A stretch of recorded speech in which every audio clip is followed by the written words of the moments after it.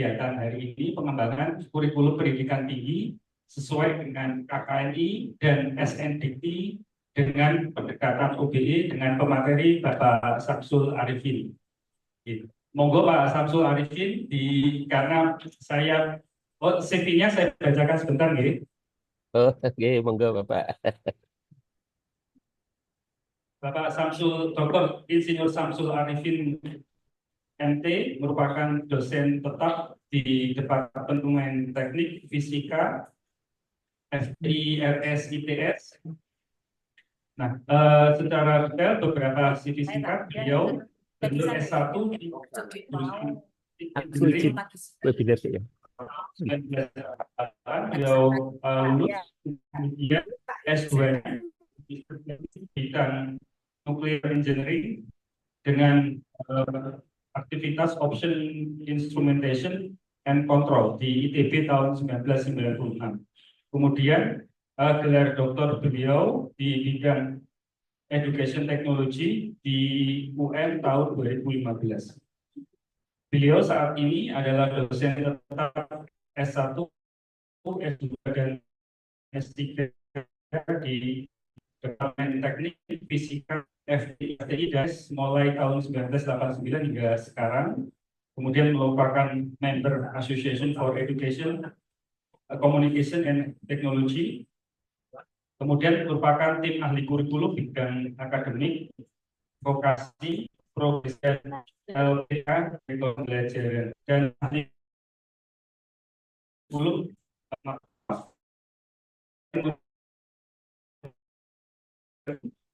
MTI, kemudian pendidikan tinggi.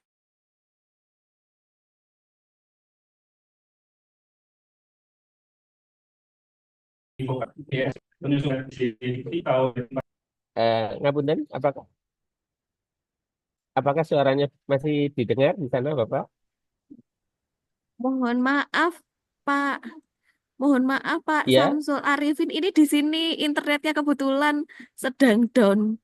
Nggih. oh gitu. Nggih, nggih. Mohon maaf, ini kami mencoba untuk bergabung lagi. Nggih, matur Iya, nuwun. iya. Nggih, Bu. pakai data. Terima kasih. Kita sudah terhubung dengan Oh Pak iya, Samsul. iya. Iya, Bapak ini Mohon maaf, intervensi masalah Pak. ngapunten ini juga bersamaan ini. Kebetulan departemen saya juga sedang lokakarya ini, Bapak, di Hotel Bumi Surabaya. Jadi saya memberikan webinar ini dari Hotel Bumi Surabaya ini. Juga acaranya mirip-mirip ini. Nanti setelah dari acara di tempat Bapak ini saya berganti di acara di departemen saya ini.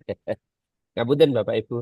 Baik Bapak Ibu yang terhormat Bapak Ibu semuanya yang hadir di tempat ini sesuai dengan surat undangan dan sesuai dengan apa yang disampaikan oleh Bu Sulistiawati bahwasanya saya ditugaskan untuk sharing terkait dengan pengembangan kurikulum ya Bapak Ibu. Baik Bapak Ibu saya akan mulai eh, dengan share screen ya Bapak Ibu. Mohon maaf nanti kalau barangkali ada suara yang tidak nyampe di sana, Bapak Ibu bisa segera untuk eh, mem, WA saya atau memberitahu saya gitu, Bapak. Karena memang ini sama-sama di hotel pakai WiFi yang unsecurity. Jadi Bapak Ibu materi yang saya siapkan ini ada beberapa slide yang terkait dengan isu pengembangan kurikulum dengan menggunakan dasar Permendikbudristek nomor 53 tahun 2023. Yang kedua adalah pengembangan kurikulum dengan paradigma outcome based education yang eh, seperti kita ketahui bersama, paradigma ini adalah paradigma yang banyak dibicarakan oleh eh, para pakar dan banyak dibutuhkan oleh perguruan tinggi, program studi dalam rangka untuk menyempurnakan kurikulumnya dan juga dalam rangka untuk kesertaan di dalam akreditasi internasional. Harapannya nanti Bapak Ibu dari pemaparan ini dan diskusi kita nanti kita bisa lebih mantap untuk mendesain dan mengembangkan kurikulum dengan dasar KKNI, SNDT, dan paradigma outcome based education. Ada beberapa tema yang sudah saya siapkan Bapak Ibu. Di antara tema-tema itu adalah ini Bapak Ibu.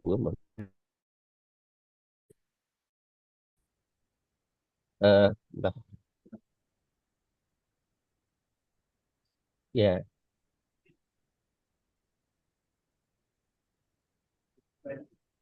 ada beberapa tema yang saya siapkan Bapak Ibu. Sebentar Bapak Ibu, ini ada kendala di ini. Sebentar Bapak Ibu.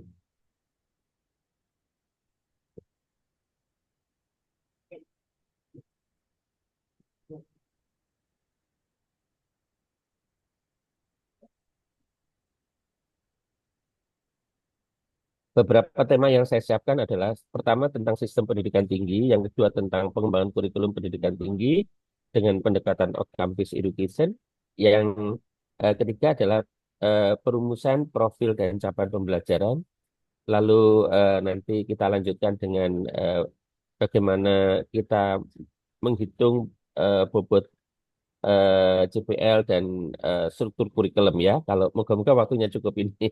Lalu dasar yang saya pakai adalah Undang-Undang 1212 tahun 2012 tentang sistem pendidikan tinggi. Ya, lalu yang kedua adalah Peraturan Presiden ya nomor 8 tahun 2012 tentang KKNI. Ini Bapak Ibu. Lalu Permendikbudristek nomor 53 tentang penjaminan mutu. Lalu Permendikbudristek, walaupun Permendikbudristek nomor 44 ini dipending Bapak Ibu, tetapi di situ ada satu pasal yang saya kira tidak akan berubah, yaitu terkait dengan tugas pokok dosen, ya, dalam konteks untuk apa pendidikan ya pembelajaran. Lalu yang berikutnya adalah Permendikbud nomor 210 tentang indikator kinerja utama dan yang terakhir panduan tentang penyusunan kurikulum. Ya, itu Bapak Ibu. Lalu yang berikutnya adalah eh, halo, apakah masih bisa mendengar suara saya Bapak Ibu? Oh ya, masih G. Baik, Bapak Ibu. Eh, Selanjutnya, Bapak Ibu, kita akan melihat bagaimana sistem pendidikan kita. Seperti yang kita ketahui bersama, pendidikan tinggi ini pada akhirnya, ya, pada dasarnya itu adalah menghasilkan lulusan, ya, di mana lulusan kita itu lulusan yang kita harapkan nanti bisa mempunyai peran di masyarakat, atau lulusan kita itu nanti bisa segera mendapatkan pekerjaan di masyarakat, ya, pekerjaan ataupun peran di masyarakat. Oleh karena itu, Bapak Ibu, di dalam rangka untuk mendesain kurikulum, kita perlu memperhatikan kebutuhan masyarakat itu apa saja, terutama terkait dengan kemampuan-kemampuan apa saja yang dibutuhkan oleh masyarakat. Oleh karena itu, Bapak Ibu, kita mesti harus bersama-sama dengan stakeholder untuk merumuskan profil dan eh, kompetensi-kompetensi apa saja yang nanti setelah dia lulus memang dibutuhkan. Ya, 4, 5 tahun, 10 tahun ke depan, begitu ya Bapak Ibu. Karena seperti yang kita ketahui saat ini banyak profesi-profesi pekerjaan yang segera akan hilang dan banyak profesi-profesi pekerjaan yang akan muncul ya. Seperti itu Bapak Ibu. Oleh karena itu, bagaimana lulusan kita itu dari prodi fisika, prodi matematika, dan lain-lain itu begitu lulus ya bisa mempunyai peran yang baik di masyarakat. Oleh karena itu, Bapak Ibu perlu kita memperhatikan beberapa kemampuan yang saat ini barangkali sudah teridentifikasi oleh kita. Misalnya adalah kemarin yang disampaikan oleh Pak Menteri terkait dengan kemampuan abad 21, ya, keterampilan abad 21, yaitu kemampuan berkomunikasi, kemampuan berpikir kritis, kemampuan untuk bekerja sama dalam kolaborasi, ya, dan lain-lain. Ini mesti harus kita perhatikan. Di samping itu, kemampuan-kemampuan terkait dengan pengembangan ilmu pengetahuan dan teknologi yang sekarang tidak bisa kita pungkiri itu akan menjadi pilar utama di dalam melaksanakan profesi lulusan kita nanti. Nah, dari keperluan-keperluan stakeholder itulah yang kemudian kita akan rumuskan dalam bentuk standar kompetensi lulusan (CPL) itu ya, Bapak Ibu. Nah, standar kompetensi lulusan ini Bapak Ibu memang harus memenuhi beberapa kualifikasi Di antaranya adalah yang harus dipenuhi adalah kualifikasi sesuai dengan jenjang KKNI-nya. Ya, kalau S1 tentu saja jenjang level 6. Kalau S2 mungkin di jenjang 8. Kalau S3 di jenjang 9. Ini harus menjadi perhatian kita. Karena itu adalah perintah dari Undang-Undang 12 tahun 2012. Nah, setelah nanti kita merumuskan standar kompetensi lulusan itu, baru kita mengembangkan kurikulum, Bapak Ibu. Nah, mengembangkan kurikulum itu kita punya 8 standar yang bisa kita gunakan sebagai acuan. Standar pertama tentu standar kompetensi lulusan ini. Lalu dari standar kompetensi lulusan ini kita gunakan sebagai rujukan untuk mengembangkan mata kuliah, lalu mengembangkan perencanaan pembelajaran. Nah, ini kita menggunakan standar prosesnya. Lalu bagaimana pelaksanaan pembelajaran itu kita laksanakan dan bagaimana kita melakukan penilaian terhadap capaian pembelajaran, kita menggunakan standar penilaian. Dan seterusnya ini Bapak Ibu. Jadi ada 8 standar yang bisa kita gunakan untuk mengembangkan kurikulum yang akan kita implementasikan. Nah, yang tidak kalah pentingnya lagi Bapak Ibu di dalam mengembangkan kurikulum ini jangan lupa yaitu tentang eh, eh, satu pilar yang sering disebut dengan scientific vision, yaitu pengembangan bidang ilmu untuk merumuskan BOK, body of knowledge yang akan dipelajari oleh mahasiswa. Jadi hasil-hasil riset dan inovasi dalam bidang teknologi itu akan menjadi landasan yang utama di dalam mengembangkan body of knowledge yang akan dipelajari oleh mahasiswa dalam setiap jenjangnya untuk S1, S2, S3 begitu ya Bapak Ibu ya. Lalu yang juga didorong oleh kementerian itu bagaimana bahwasanya kurikulum yang kita kembangkan itu memiliki sifat adaptif. Artinya kurikulum itu Bapak Ibu mampu beradaptasi dengan kebutuhan masyarakat, mampu beradaptasi dengan perkembangan teknologi, mampu beradaptasi dengan metode-metode pembelajaran yang baru yang sekarang didorong supaya menggunakan case-based, project-based learning.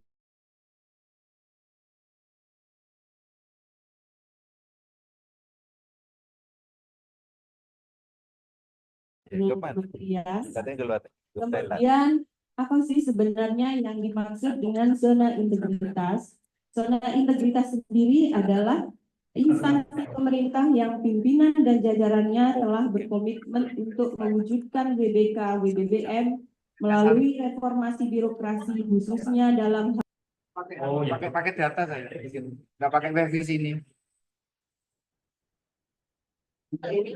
iya karena ini Pak Samsul Arif lagi tahu ada double zoom juga. Ini problem. Kontak aja. Di siapa aja? Mohon bantuan Bu Esti yang ada kontak dengan Pak Samsul Arif via WhatsApp, ini ada putus koneksi untuk via ini. Siapa aja dong? Selamat pagi Prof. Davi. Apa suara kami bisa didengar di Banyuwangi, Prof. Davi?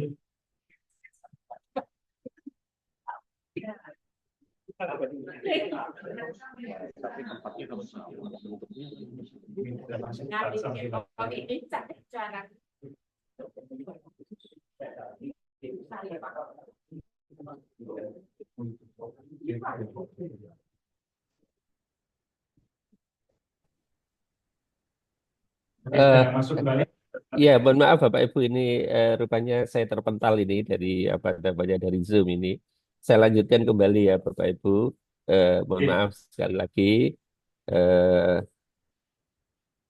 ya, nah itu Bapak Ibu tadi kita sudah sampai pada poin kurikulum kita yang harus memiliki sifat eh, apa namanya fleksibel tadi ya Bapak Ibu. Yaitu adanya pilihan-pilihan. Misalnya mahasiswa matematika ya mahasiswa matematika ini ingin mengembangkan apa bidang matematika dalam dalam apa namanya modeling dengan menggunakan visual reality misalnya augmented reality. Lalu mahasiswa mengambil beberapa mata kuliah terkait dengan visual visualisasi dari apa teori-teori fisika begitu misalnya.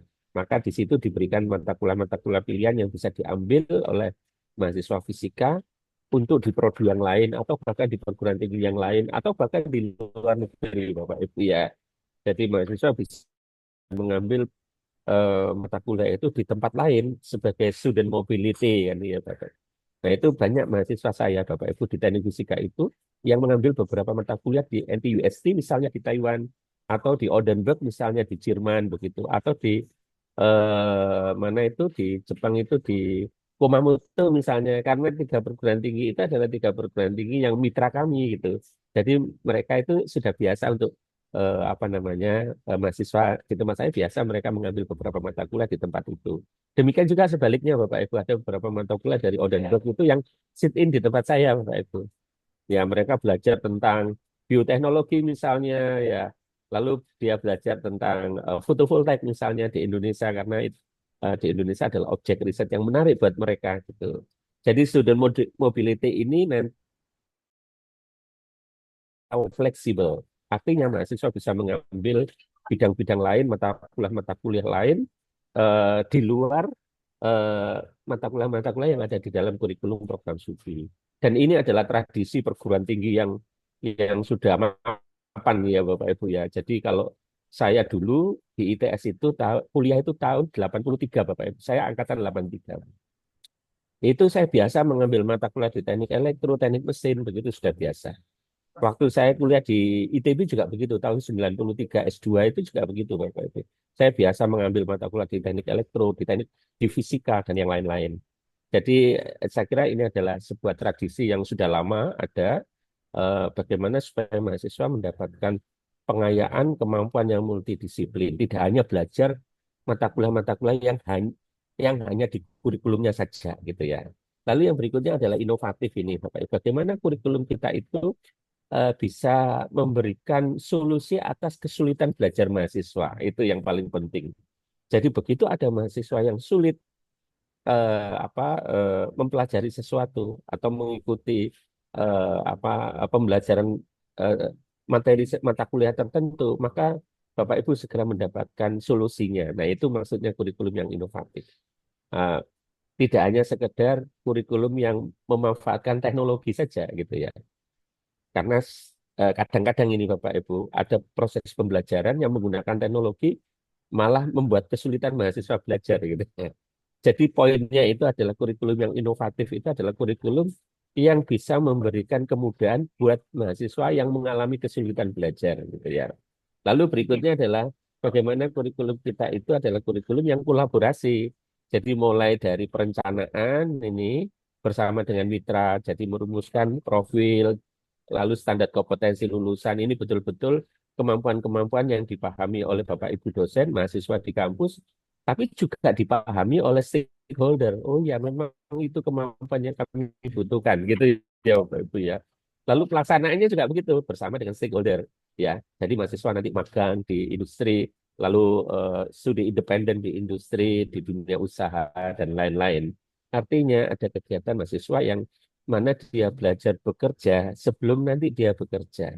Lalu pada tahap berikutnya, yaitu evaluasi kurikulum, ini usahakan juga Bapak Ibu bisa bersama stakeholder supaya bisa memberikan masukan.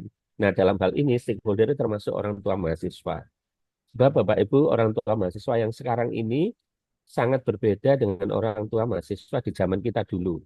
Ya, misalnya zaman 30 tahun yang lalu, Bapak Ibu, rata-rata orang tua mahasiswa ya pendidikannya barangkali tidak terlalu tinggi ya Bapak Ibu. Kalau dipanggil di perguruan tinggi, dipanggil di tempat sekolahnya, mesti yang dipikirkan itu nanti father dimintai urunan gitu ya, dimintai sumbangan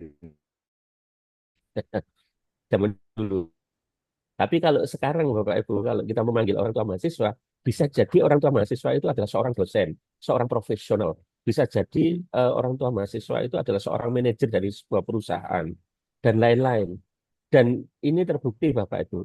Jadi banyak orang tua mahasiswa di tempat saya itu yang punya prestasi bagus di industri sehingga pada saat kita melakukan evaluasi itu tidak jarang orang tua mahasiswa itu memberikan sumbangan peralatan Pak, di tempat saya. Jadi sudah nanti alatnya ajukan aja ke pabrik saya, nanti di sana saya punya kontrol valve yang bisa dipakai gitu. Dikirim sama industri.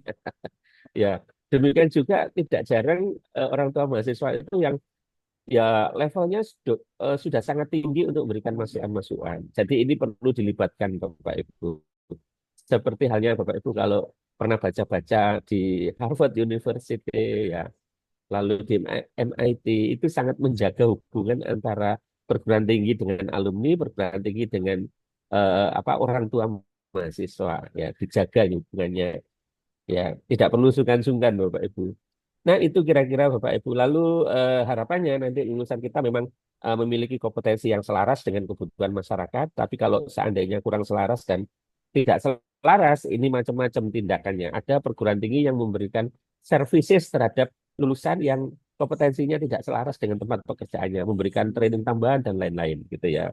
Termasuk di tempat saya ada beberapa prodi Bapak Ibu yang alumninya lulus itu ternyata dia bekerja di tempat yang kurang selaras, itu dia bisa mengambil pelatihan-pelatihan yang ada di kampus, memang disediakan gitu. Lalu itu Bapak Ibu yang penting bagaimana nanti di dalam proses pembelajaran itu akan terjadi link and match ya.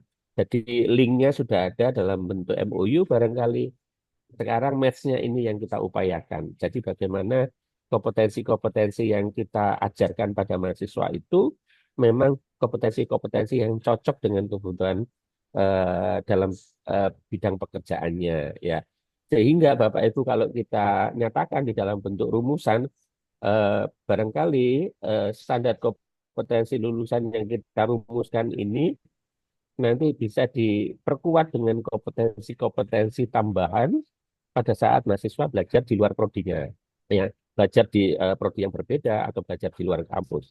Demikian Bapak Ibu, memang nanti soal kompetensi tambahan ini ada beberapa keluhan. Keluhan pertama kalau diminta konversi, ya itu ya. Keluhan kedua kalau diminta pengakuan, ya dikonversi tidak bisa, tapi harus diakui ya ini. Nah ini ada kesulitan teknis. Tetapi pada dasarnya Bapak Ibu kalau pelaksanaan belajar di luar prodi di luar kampus itu dirancang sedemikian rupa, maka kompetensi-kompetensi tambahan ini akan menjadi kemampuan multidisiplin buat mahasiswa, gitu ya. Selain kompetensi yang memang dia dapatkan dari desain kurikulum yang ada, gitu. Nah itu Bapak Ibu. Lalu yang berikutnya yang ingin saya sampaikan adalah soal OB ini, outcome based education ini. Nah, paradigma outcome based education ini sudah menjadi perbincangan banyak orang begitu. Nah, kalau saya amati Bapak Ibu dari beberapa kegiatan akreditasi ya di kampus saya dan di beberapa kampus. Nah, di ITS itu sekarang Bapak Ibu yang sudah terakreditasi internasional itu 84% ya dari prodi yang ada. Di luar prodi baru ya, Bapak Ibu. Sedangkan yang unggul juga sudah 100% di luar prodi baru. Jadi dari situ saya membaca pengalaman ITS itu yang pertama adalah OB ini persoalan awal itu adalah pengertiannya ya, pengertian OB. Banyak orang itu sering salah menafsirkan soal OB ini. Nah, kalau kita merujuk pada pendapatnya Spedi ini Bapak Ibu yang ditulis dalam bukunya yang dengan judul Outcome Based Education itu mengatakan OB itu adalah sebuah paradigma atau sebuah pendekatan di dalam sistem pendidikan yang fokus ya pada kemampuan apa yang harus dimiliki oleh mahasiswa setelah mereka lulus nanti. Ya. Fokus pada itu, pada kemampuan apa yang harus dimiliki. Sehingga semua sumber daya yang ada di dalam perguruan tinggi ini, Bapak Ibu, harus betul-betul konsen pada kemampuan mahasiswa ini. Ya, ya mulai dari institusi, lalu program studi, lalu dosen, tendik, dan termasuk mahasiswa sendiri ini harus diberitahu. Kalian harus konsen pada kemampuan-kemampuan ini. Apapun yang kalian pelajari, mata kuliah apapun yang kalian ambil, maka ujungnya kalian harus memiliki kemampuan ini. Gitu ya Bapak Ibu ya. Ini menurut pendapatnya Spedi ini. Dan pendapat ini banyak diacu Bapak Ibu oleh lembaga-lembaga akreditasi. Itu dari sisi pengertian filosofis dari outcome based education. Lalu yang kedua adalah dari sisi teknik dan strategi. Saya meminjam siklus PDCA ya Bapak Ibu. OB dalam pengertian teknis dan strategi dengan siklus PDCA. Ya. Yang pertama adalah plan, perencanaan. Apa yang perlu direncanakan berdasarkan OB ini? Ya kurikulum Bapak Ibu. Ya kurikulum nanti kita susun mulai dari profil lulusan, lalu standar kompetensi lulusan, lalu kita rumuskan bahan kajiannya, lalu kita menyusun, kita membentuk mata kuliahnya, lalu menyusun matrik mata kuliah, ya. Lalu berikutnya lagi adalah Bapak Ibu menyusun RPS, ya. Lalu setelah RPS jadi menyusun bahan ajarnya atau materi pembelajarannya. Nah, kata kuncinya mulai dari profil lulusan sampai bahan ajar ini, itu kata kuncinya adalah constructive alignment, selaras. Sehingga nanti pada saat mahasiswa belajar pada bahan-bahan ajar yang ada, itu otomatis berujung pada pencapaian standar kompetensi lulusannya. Itu yang pertama ya Bapak Ibu. Eh, eh, Lalu yang kedua adalah penyusunan RPS ini Bapak Ibu. RPS atau perencanaan proses pembelajaran dimulai dari CPL yang dibebankan pada mata kuliah, lalu Bapak Ibu dosen mereformulasinya menjadi CPMK, lalu menjabarkannya menjadi sub CPMK. Lalu dari sini Bapak Ibu menetapkan indikator penilaian.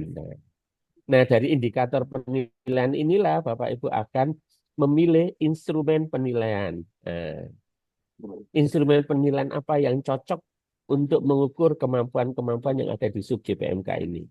Lalu setelah itu Bapak Ibu memilih metode pembelajaran, lalu setelah itu Bapak Ibu mengembangkan materi pembelajaran. Nah, sama kata kuncinya adalah constructive alignment, keselarasan. Ya, dari hulu ke hilir harus selaras ini ya. Nah, kalau sudah didapatkan dua dokumen ini, satu dokumen kurikulum, yang kedua adalah dokumen RPS Bapak Ibu, maka yang berikutnya adalah do ya. Bagaimana pelaksanaan pembelajarannya. Nah, saya menyarankan Bapak Ibu kalau RPS-nya sudah ada, ya digunakan RPS-nya. Karena memang standarnya mengatakan begitu. Standar SNDikti-nya mengatakan pelaksanaan pembelajaran sesuai dengan perencanaan proses pembelajaran. Jadi, jangan ada RPS yang tidak dipakai di dalam pelaksanaan pembelajaran. Ya. Nah, saya sering menemukan ini Bapak Ibu di tempat saya. Ada beberapa prodi yang sudah unggul, sudah terakreditasi internasional, tapi masih ada satu dua mata kuliah yang berjalan tidak menggunakan RPS. Padahal RPS-nya ada ini Bapak Ibu. Dengan berbagai macam alasan. Nah, ini jangan sampai terjadi seperti itu. Kalau terjadi seperti itu, berpotensi pelaksanaan pembelajarannya ini tidak menggunakan paradigma OB.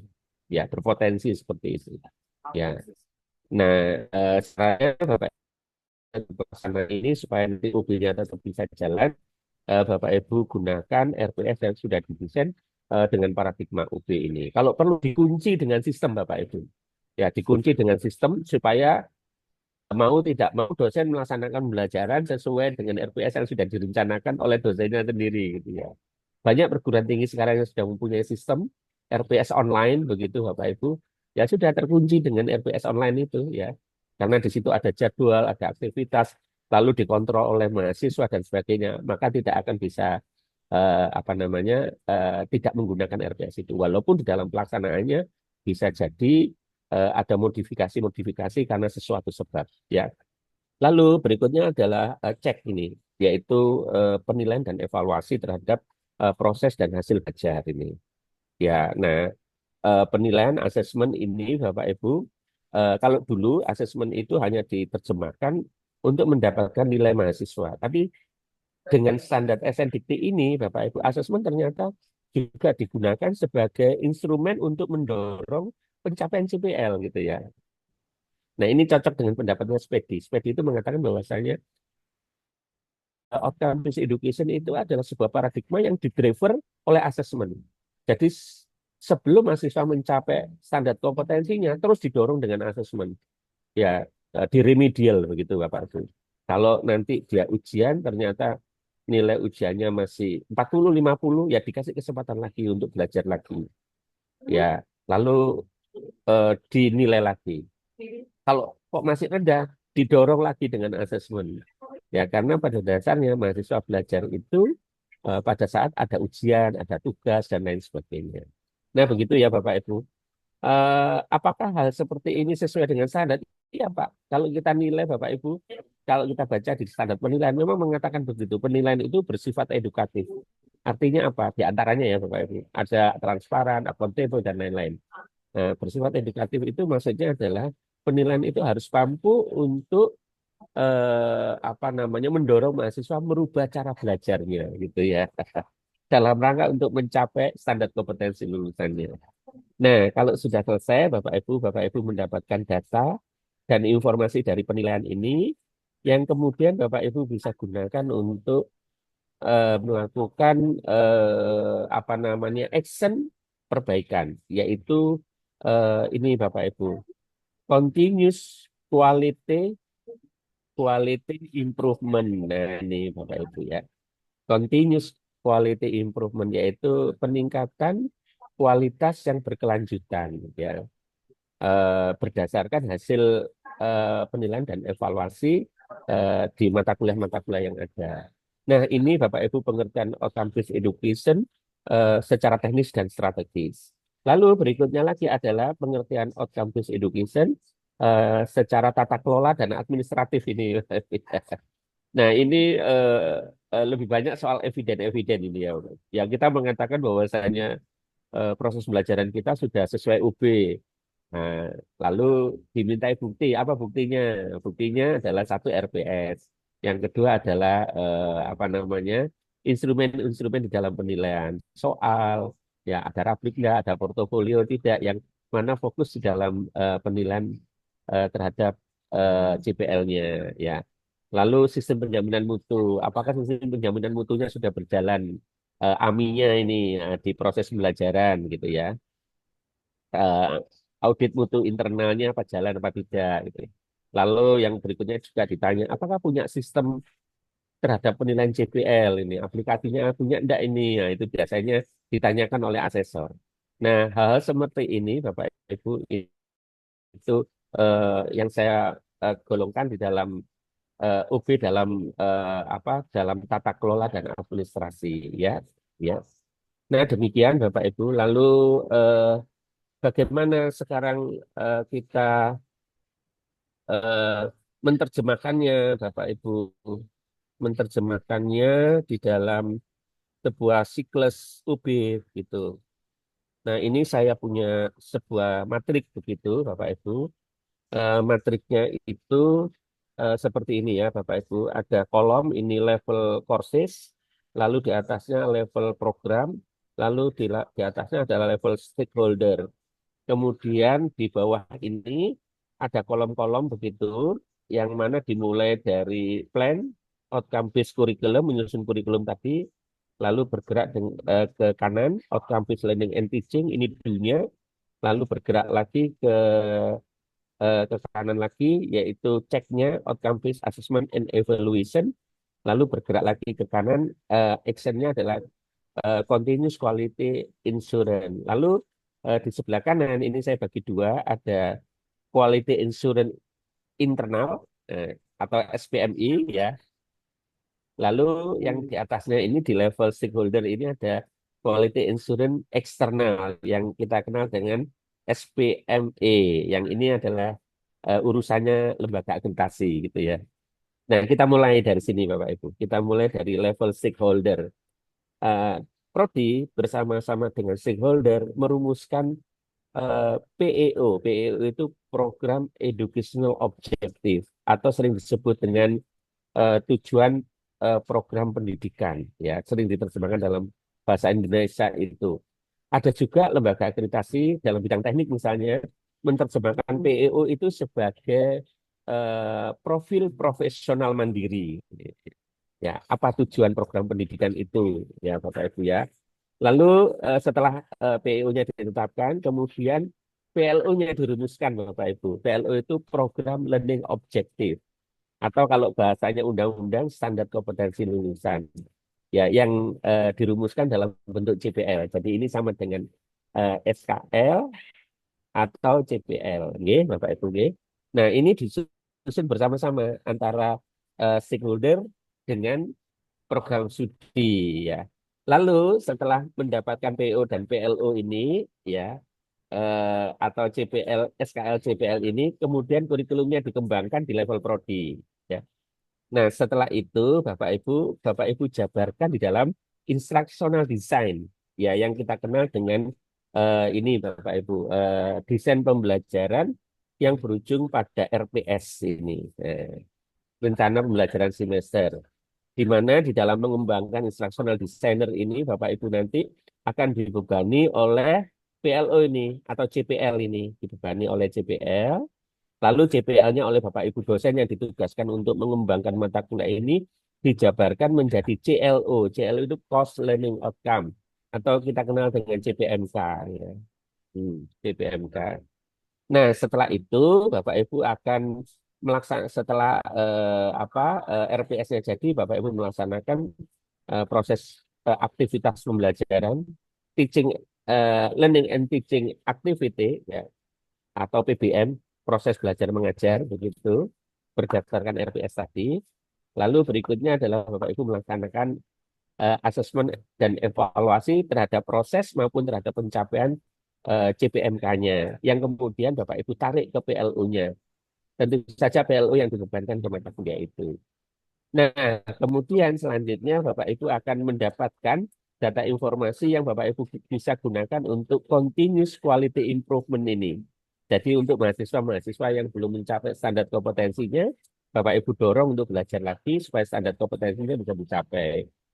Kalau nanti kelemahannya ada di proses pembelajaran, maka proses pembelajarannya yang diperbaiki. Nah, ini diumpan balik lagi Bapak Ibu ke desain pembelajarannya. Nanti desain pembelajaran setelah disempurnakan ditarik lagi ke kurikulum ya. Seperti Bapak Ibu. Lalu dari asesmen dan evaluasi pencapaian CPMK yang ditarik ke CPL ini. Nah, untuk seluruh mata kuliah, program studi akan mengevaluasi pencapaian PLO-nya ini. Bagaimana pencapaian PLO di program studi? Misalnya di PLO atau CPL di program studi ada 10 butir. Bagaimana profil 10 butir pencapaian CPL untuk seluruh mata kuliah, ya. Dan untuk seluruh mahasiswa seperti apa? Itu harus dilaporkan oleh program studi setiap tahun ke kalau istilahnya on QA itu adalah komite OB. Kalau di Indonesia itu menjadi advisory board atau ada yang mengatakan orang ini adalah sebagai stakeholder. Nah, nanti stakeholder atau advisory board itu akan menilai pencapaian CPL program studi seperti apa dan memberikan masukan-masukan. Begitu ya Bapak Ibu ya. Jadi kalau dulu laporannya barangkali hanya IPK saja, IPK Prodi kan. Nah, sekarang Bapak Ibu Prodi tidak cukup hanya IPK yang dilaporkan, tetapi bagaimana pencapaian CPL program studi setiap tahunnya seperti apa pergerakannya. Lalu saat ini banyak perguruan tinggi yang sudah punya sistem penilaian CPL yang bisa menampilkan dalam bentuk sarang laba-laba gitu ya. Sarang laba-laba untuk pencapaian setiap butir CPL. Nah, setelah itu Bapak Ibu, setelah penilaian CPL itu, maka apabila nanti mendapatkan hal-hal yang belum bisa tercapai, maka itu sebagai bahan untuk melakukan continuous quality improvement-nya di level program studi. Nah, dari level program studi ini bisa ditarik Pak ke atas ini. Nah, ditarik ke atas ini, di mana level stakeholder ini yang melakukan evaluasi adalah tadi stakeholder, pengguna lulusan, ya, lalu bisa juga ini tadi yang saya sebutkan adalah advisory board, ya, atau bisa juga komite OB dan lain-lain. Banyak istilah yang bisa dipakai. Nah, inilah siklus OB Bapak Ibu yang mungkin nanti setiap tahapannya Bapak Ibu bisa jabarkan lebih lebih detail lagi. Ya. Nah, itu.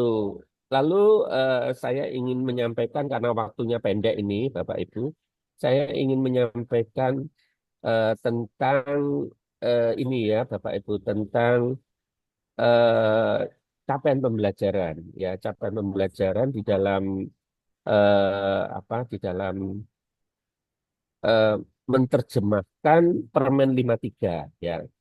Nah, seperti yang kita ketahui bersama, Bapak Ibu, capaian pembelajaran eh, pada umumnya yang kita rumuskan itu terdiri dari 3 komponen ini, ya.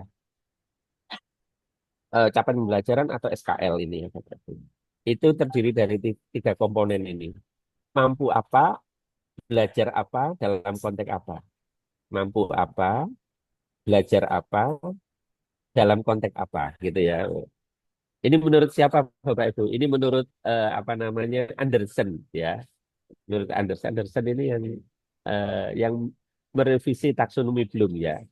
Yaitu kalau dulu kan ada rumus ABC gitu ya. Kalau sekarang ini rumusnya disederhanakan. Mampu apa, belajar apa, dalam konteks apa. Sebagai contoh ini, Bapak Ibu, sebagai contoh. Ini eh, mampu merancang penelitian kualitatif kuantitatif di bidang sains dan teknologi. Kemampuannya, verbnya ini kata kerja operasionalnya adalah merancang. Lalu bahan kajiannya yang dipelajari oleh mahasiswa adalah riset metode, ya, metodologi penelitian, kualitatif kuantitatif. Lalu dalam konteks apa? Dalam konteks bidang sains dan teknologi. Nah, nanti konteksnya kalau di pertanian ya dalam bidang pertanian. Ya, kalau seni ya dalam bidang seni. Ini sebagai konteks.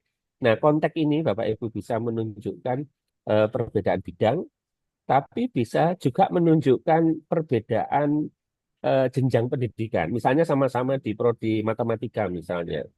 Ya, sama-sama ada mata kuliah merancang penelitian. S1 ada mata kuliah metodologi penelitian juga merancang proposal penelitian dalam bentuk proposal penelitian.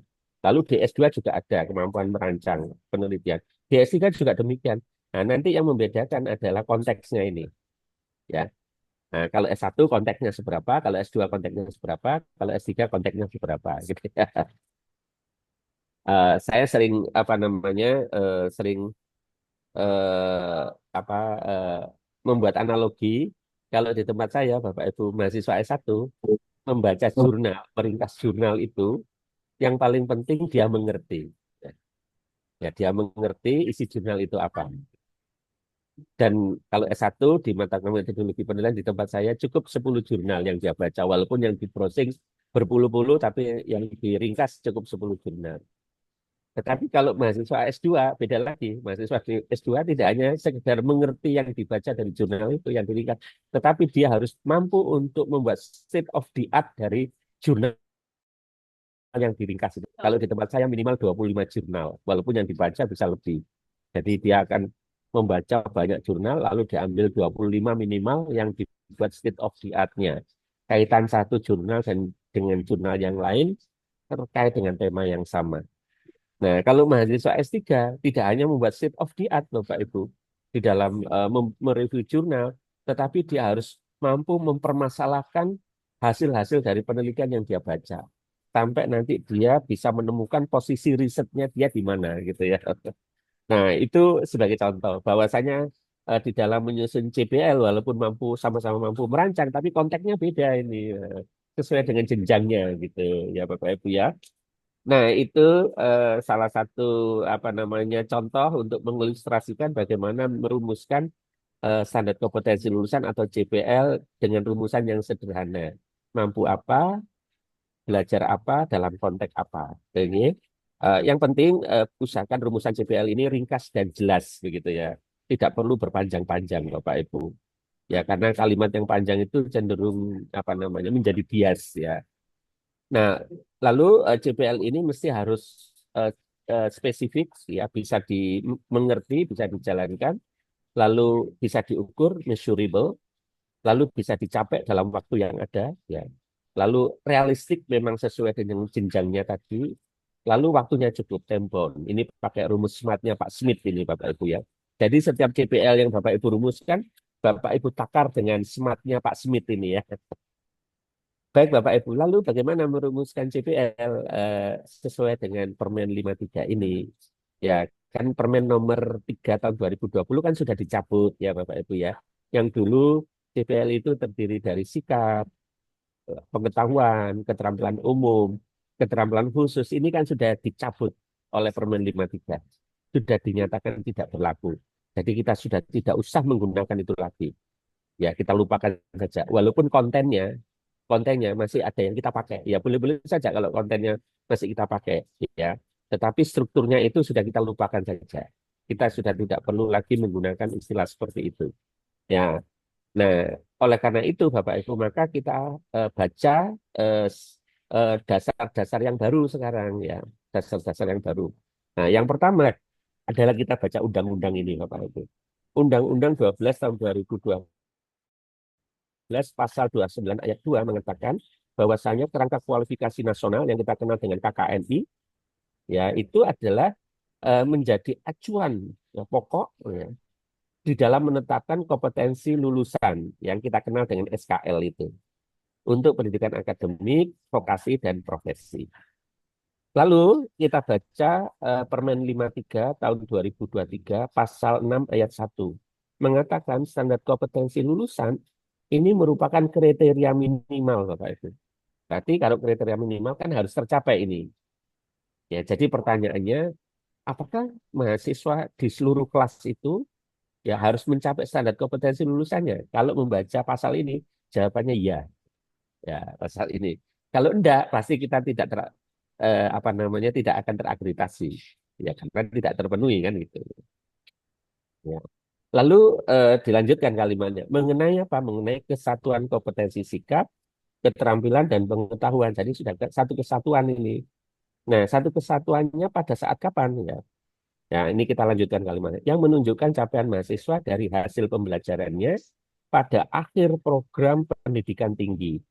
Jadi kalau S1 Bapak Ibu, kalau S1 kan 4 tahun ini desain kurikulumnya. Nah, pada saat mahasiswa lulus 4 tahun itu, maka kompetensi-kompetensi yang terdiri dari beberapa butir itu adalah satu kesatuan kompetensi yang harus dikuasai oleh mahasiswa pada saat dia lulus. Nah, mahasiswa dinyatakan lulus kalau kompetensinya itu tercapai. Kalau kompetensinya tidak tercapai, ya jangan dinyatakan lulus, Bapak Ibu. Nanti mahasiswanya tidak bisa kerja gitu. Ya tidak bisa kerja lah. Percuma kita menghasilkan lulusan yang tidak bisa kerja gitu. Nah, cuman masalahnya mahasiswa dinyatakan bisa kerja itu kalau nilai kompetensinya berapa. Kalau zaman dulu kan nilai C lulus gitu ya. Kalau zaman sekarang ya bapak-bapak, ibu-ibu yang punya perusahaan atau punya usaha, punya apa begitu bapak itu tidak bakalan mau menerima mahasiswa yang nilainya C kan. Maunya mesti B ke atas kan gitu. Ya misalnya kalau gampang-gampangan aja Bapak Ibu. Kalau saya punya bimbel begitu, lalu saya menerima dosen bimbel dari lulusan perguruan tinggi ITS gitu, tidak bakalan saya ambil yang lulusan matematika fisika nilainya C, pasti yang saya ambil nilai B gitu. Nah kalau seperti itu, lah saya sebagai dosen di ITS pasti ngapain saya meluluskan mahasiswa nilainya C, wong saya sendiri tidak mau nerima kok kalau nilainya C gitu ya. Nah kesadaran itu tumbuh di tempat saya Bapak Ibu, di ITS itu tumbuh kesadaran itu sehingga sekarang prodi-prodi itu tidak mau mahasiswanya lulus nilai C, minimal B, Bapak Ibu. Apalagi setelah kita punya kedokteran ya, Bapak Ibu. Ternyata orang kedokter itu ngeyel bahwasanya lulusannya dia tidak boleh di bawah B. Kalau di bawah B pasti nanti sulit dia bekerja gitu ya. Artinya kompetensinya yang dipush, bukan nilainya yang dikatrol ya, Bapak Ibu. Nah, seperti itu ya. Lalu berikutnya adalah standar kompetensi lulusan ini, SKL ini, sebagaimana yang dimaksud ayat 1 dirumuskan dalam bentuk CPL. Jadi SKL sama dengan CPL. Nah, barangnya sama ini. Tapi kenyataannya nanti di lapangan bisa saja berbeda. Itu ya, Bapak Ibu ya. Lalu standar kompetensi lulusan ini sebagaimana dimaksud digunakan untuk menjadikan mahasiswa menjadi anggota masyarakat yang beriman, bertakwa, berakhlak mulia, berkarakter sesuai dengan nilai-nilai Pancasila. Itu poin pertama. Poin yang kedua adalah mampu. Halo, Bapak Ibu. Ya, Apakah ada ada sesuatu? Pak. Nggak ada. Oh, nggih, nggih. Baik. Eh, eh, Berikutnya, mampu untuk mandiri dan menerapkan, mengembangkan, menemukan ilmu pengetahuan dan teknologi. Nah, ini sesuai dengan keprodiannya. Dan berikutnya lagi bermanfaat bagi masyarakat, ya. Secara aktif mengembangkan potensinya. Jadi ada 3 poin, Bapak Ibu. Yang pertama, prodinya apa saja itu harus menghasilkan lulusan yang berakhlak mulia, berbudi pekerti yang baik. Lalu yang kedua, memiliki kompetensi sesuai dengan bidang keilmuannya. Lalu yang ketiga, bermanfaat untuk masyarakat. Nah, 3 itu. Ya, jadi apapun mata kuliah yang kita ajarkan harus berkontribusi untuk menghasilkan lulusan yang memiliki attitude, ya, atau sikap-sikap yang mulia gitu ya, Bapak Ibu. Nah, pasal 6 ayat 2 ini sebenarnya diturunkan dari pasal yang ada di undang-undang terkait dengan tujuan pendidikan. Jadi diulang lagi di bawah. Lalu bagaimana Bapak Ibu cara menyusunnya? Nah, ini Bapak Ibu, kalau Bapak Ibu merumuskan CPL berdasarkan KKNI dan SN Dikti saja, ya, maka Bapak Ibu hanya mendapatkan CPL yang kriteria minimal ini, ya, CPL minimal ini. Tadi kan dikatakan begitu. Tetapi kalau Bapak Ibu nanti mengikuti akreditasi internasional atau Bapak Ibu ingin nanti lulusannya unggul, maka CPL minimal ini akan ditambah dengan kemampuan-kemampuan sesuai dengan kriteria learning outcome, misalnya akreditasi internasional, supaya menjadi CPL unggul atau CPL pelampauan ini, ya, pelampauan. Saya kasih contoh Bapak Ibu ya, ini contohnya. Kalau CPL-nya disusun hanya berdasarkan dan SN Dikti saja, Permen 53, maka bunyi kemampuannya seperti ini, mampu mengaplikasikan bidang keahliannya dan memanfaatkan ilmu pengetahuan dan teknologi pada bidangnya dalam menyelesaikan masalah prosedural. Hanya itu saja, Bapak Ibu. Tetapi pada saat Bapak Ibu mengikuti akreditasi internasional, lalu Bapak Ibu melihat ini, learning outcome kriteria lembaga akreditasi internasional. Saya kasih contoh, mohon maaf ya Bapak Ibu. Contohnya bidang teknik ya Bapak Ibu ya. Nanti Bapak Ibu bisa cari contoh dalam bidang sains ya. Misalnya fisika itu nanti kalau ikut akreditasi ASIIN nanti bisa dilihat di learning SSO-nya ASIIN ya misalnya. Ya seperti apa. Nah ini contohnya teknik. Maka ditambah Bapak Ibu kemampuannya yang warna merah ini. Karena yang warna merah ini adalah ketentuan learning outcome kriteria yang ditetapkan oleh lembaga akreditasi IAB, lembaga akreditasi internasional. Ya, dia mau mengakreditasi kita kalau yang warna merah ini terpenuhi. Lalu kita insert ke kita di situ mengaplikasikan bidang keahliannya dan memanfaatkan ilmu pengetahuan dan teknologi pada bidang dalam menyelesaikan masalah, dalam bidangnya dalam menyelesaikan masalah di dalam batasan-batasan realitas, misalnya hukum, ekonomi, lingkungan sosial, dan seterusnya. Maksudnya, dalam menyelesaikan masalah itu, mahasiswa harus memiliki kemampuan multidisiplin. Jadi kalau mahasiswa teknik fisika mendesain fotovoltaik misalnya, ya fotovoltaik ini untuk pembangkit energi gitu, jangan hanya mampu mendesain fotovoltaiknya saja, tetapi dia harus bisa mengcosting berapa pembiayaan yang diperlukan supaya break-even point-nya tercapai. Mahasiswa juga harus mempelajari bagaimana dari legal formalnya, ya. Kalau desain PV ini untuk keperluan rumah tangga, lalu legal formalnya ini diperkenankan tidak oleh aturan-aturan yang ada di PLN. Maksudnya begitu Bapak Ibu. Ya termasuk nanti potensi lokal gitu. Apakah dengan adanya PV ini secara sosiologis itu tidak bertentangan dengan budaya setempat atau tidak? Nah itu permintaan lembaga akreditasi internasional ya. Jadi Bapak Ibu ada CPL dengan kriteria minimal yang hanya sesuai dengan KKNI, mengacu pada KKNI dan SNDikti saja, tetapi Bapak Ibu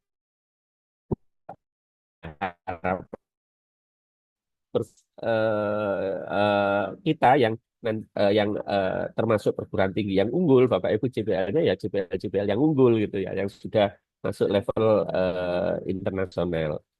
Nah itu Bapak Ibu, lalu bagaimana merumuskannya? Ya merumuskannya yang tadi Bapak Ibu rumuskan kalau S1 mengacu level 6, Bapak Ibu rumuskan SKL-nya, lalu setelah rumusan SKL dan CPL itu Bapak Ibu rumuskan, Bapak Ibu lihat SN Dikti pasal 7 dan 8.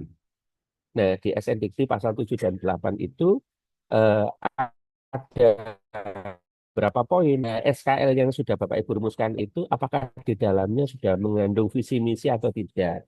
Ya, dicek Bapak Ibu. Kalau belum, ya ditambah ya visi dan misinya. Lalu sudah mengandung perkembangan ilmu pengetahuan dan teknologi atau tidak? Ya. Lalu berikutnya sudah mengandung kompetensi kerja atau tidak. Bahkan kalau perlu kompetensi kerja yang nanti berujung pada sertifikasi kompetensi misalnya seperti itu. Lalu sudah mengandung ranah keilmuan yang terkini atau tidak. Lalu yang berikutnya lagi adalah apakah CPL Bapak Ibu yang Bapak Ibu rumuskan ini eh, sudah memiliki kompetensi utama atau tidak. Ya, kompetensi utama ini 9, nanti pas 9 Bapak Ibu. Ya. Dan seterusnya Bapak Ibu nanti Bapak Ibu baca ini. Nah, kalau SKL yang Bapak Ibu rumuskan berdasarkan KKNI ini sudah memenuhi pasal 7 dan 8, berarti CPL minimalnya sudah oke Bapak Ibu. Ya, sudah selesai ini ya. Nah, CPL yang sudah selesai itu, Bapak Ibu, lalu Bapak Ibu konfirmasi dengan stakeholder, apakah ada masukan-masukan dari stakeholder. Nah, itu atas perintah pasal 8 ayat 1. Ya. Kalau dari awal dengan stakeholder biasanya agak lama waktunya. Tapi kalau dirumuskan dulu di prodi, lalu setelah selesai dirumuskan, dikonfirmasi dengan stakeholder itu lebih cepat biasanya. Ya. Nah, kalau sudah oke, Bapak Ibu, baru berikutnya Bapak Ibu melihat apakah CPL-CPL yang sudah disusun secara minimal ini tadi perlu diinsert dengan learning outcome kriteria internasional atau tidak. Pasti butuh kalau Bapak Ibu prodinya akan mengikuti akreditasi internasional. Demikian kira-kira Bapak Ibu bagaimana tahapan-tahapan menyusun CPL prodi sesuai dengan ketentuan yang ada di Permen 53, begitu Bapak Ibu. Lalu prakteknya seperti ini Bapak Ibu prakteknya. Nah, karena kita diminta untuk mengacu pada KKNI, maka di KKNI itu ada kualifikasi umum yang deskriptornya adalah seperti ini. Nah, di situ kualifikasi umum ini berlaku untuk semua jenjang S1, S2, S3 gitu. Kalau di S1 ada mata kuliahnya, kalau di S2, S3 tidak ada mata kuliahnya, tetapi nanti bisa melalui metode pembelajaran. Nah, di situ ada bertakwa kepada Tuhan Yang Maha Esa, memiliki moral etika, dan seterusnya. Nah, ini cukup Bapak Ibu ringkas menjadi satu butir CPL saja gitu ya. Ini contoh ini Bapak Ibu. Mampu menunjukkan sikap dan karakter yang mencerminkan ketakwaan kepada Tuhan Yang Maha Esa, etika dan integritas, berbudi pekerti luhur, dan seterusnya. Jadi satu CPL, taruhlah ini CPL 1 gitu ya. Lalu Bapak Ibu kita lihat ini dari KKNI-nya ini. KKNI ini contohnya untuk sarjana ya Bapak Ibu level 6. Nah di sarjana itu kalau kita baca deskriptor KKNI untuk level 6, yang butir pertama ini menguasai konsep teori bidang pengetahuan tertentu secara umum dan konsep teori bagian khusus dalam bidang pengetahuan secara umum mendalam serta mampu memformulasikan penyelesaian masalah. Jadi Bapak Ibu, konsep dan teori yang dipelajari oleh mahasiswa S1 itu harus bisa digunakan oleh mahasiswa S1 untuk memformulasikan penyelesaian masalah. Ya, masalah apa ya? Masalah sehari-hari yang dihadapi kalau dia nanti kerja gitu. Ya, entah kerja sebagai asisten peneliti dalam bidang matematika fisika atau sebagai akademisi dalam bidang fisika matematika atau yang lain begitu ya. Lalu yang kedua adalah mengaplikasikan ilmu pengetahuan dan teknologi untuk menyelesaikan masalah ini Bapak Ibu. Jadi ilmu pengetahuan dan teknologi yang dia pelajari dia aplikasikan untuk menyelesaikan masalah. Sifat itu kemampuannya itu mulai memformulasikan masalah sampai menyelesaikan masalah begitu. Bidangnya apa saja Bapak Ibu. Lalu yang berikutnya adalah mampu beradaptasi ya terhadap situasi yang dihadapi. Lalu mampu mengambil keputusan. Lalu mampu memberikan petunjuk, mampu bertanggung jawab. Oleh karena itu Bapak Ibu kemarin itu ada indikator kinerja utama Ibu nomor 7 yang mendorong mata kuliah itu menjalankan case based dan project based learning. Karena ya ini KKNI-nya menuntut seperti itu Bapak Ibu. Lalu Bapak Ibu juga mendorong memberikan kesempatan mahasiswa belajar di luar program studinya atau di luar kampus. Karena di KKNI-nya ini ada kemampuan beradaptasi, mengambil keputusan, dan lain-lain. Itu paling cocok kalau belajar di luar kampus. Kalau di dalam kampus itu dapatnya sedikit gitu. Ya, ya. Ini ada dasarnya. Lalu kompetensi utama di pasal 9 ini Bapak Ibu untuk sarjana itu kalau kita baca itu yang pertama adalah mampu menguasai konsep teoritis, bidang pengetahuan dan keterampilan tertentu secara umum dan khusus untuk menyelesaikan masalah. Artinya sama dengan ini ya Bapak Ibu, sama dengan butir 1 dan butir 2. Mampu beradaptasi juga butir 2. Artinya kompetensi utama ini sesungguhnya sudah dikandung di dalam KKNI, deskriptor KKNI. Nah, kompetensi utama inilah nanti yang dikembangkan oleh asosiasi prodi. Ya, menurut pasal 10 ayat 1 ayat 2. Ya, kompetensi utama ini yang mengembangkan adalah asosiasi prodi. Kalau memang asosiasinya ada dan dia mengembangkan. Kalau enggak ya prodi sendiri yang mengembangkan gitu ya. Nah, itu Bapak Ibu. Lalu kita susun apa CPL-nya seperti ini Bapak Ibu. Ya, seperti ini. Jadi CPL yang lama ini ya berdasarkan Permen 53 ini sudah tidak kita pakai strukturnya ya kita pakai struktur Permen 53 ini saja yang merupakan kesatuan CPL 1, CPL 2 dan seterusnya yang ini adalah merupakan kesatuan dan ini sudah ditutup saja Bapak Ibu lembarannya. Lalu tadi bagaimana CPL itu adalah smart ya. Nah, itu dapat diukur, dapat dicapai begitu ya, Bapak Ibu. Nah, sekarang mari kita simulasikan Bapak Ibu. Kita simulasikan. CPL 1 ini, taruhlah CPL 1 ini adalah berisi CPL yang terkait dengan kualifikasi umum KKNI tadi, mampu menunjukkan sikap dan karakter yang mencerminkan ketakwaan. Lalu CPL yang kedua, ini adalah CPL yang terkait dengan kompetensi utama. Nah, kompetensi utama kan ini ya, Bapak Ibu. Lalu kompetensi utama ini kalau nanti dikembangkan oleh asosiasi profesi, asosiasi prodi, mohon maaf, asosiasi prodi, nanti itu yang kita masukkan. Mana yang kita masukkan dari CPL asosiasi prodi ya. Tidak usah seluruhnya Bapak Ibu. Ya, mana yang tidak ada di CPL kita dari asosiasi prodi itu yang kita masukkan. Lalu CPL yang ketiga adalah CPL terkait dengan mata kuliah umum. Mata kuliah yang diselenggarakan oleh universitas misalnya, mata kuliah yang diselenggarakan bersama oleh fakultas misalnya itu dibuatkan JPL-nya ya itu ya. Baru berikutnya adalah JPL untuk prodi ya. JPL untuk prodi dicek Bapak Ibu nanti visi misinya ada enggak, perkembangan ipteknya ada enggak sesuai dengan pasal 7 dan 8 tadi ya. Nah, begitu kira-kira Bapak Ibu. Lalu ini ada contoh Bapak Ibu dari tempat saya begitu. Ada contoh di tempat saya ini prodi fisika ini Bapak Ibu. Nah, ini prodi fisika. Nah, ini tadi yang CPL kualifikasi umum, lalu ini tadi CPL yang terkait dengan kompetensi utama, lalu ini terkait dengan visi misi penciri universitas ITS Bapak Ibu tiga ini, ya seperti itu. Lalu berikutnya adalah CPL yang dikembangkan oleh prodi. Dan CPL ini Bapak Ibu sudah teruji karena prodi fisika di tempat saya S1, S2, ya itu sudah berakreditasi unggul dan kita asiin sudah lolos ini ya contoh. Nah demikian Bapak Ibu jadi CPL-nya sudah tidak perlu banyak-banyak ya yang paling penting CPL-nya bisa memenuhi kualifikasinya memenuhi standar lalu bisa dioperasikan bisa dicapai ya.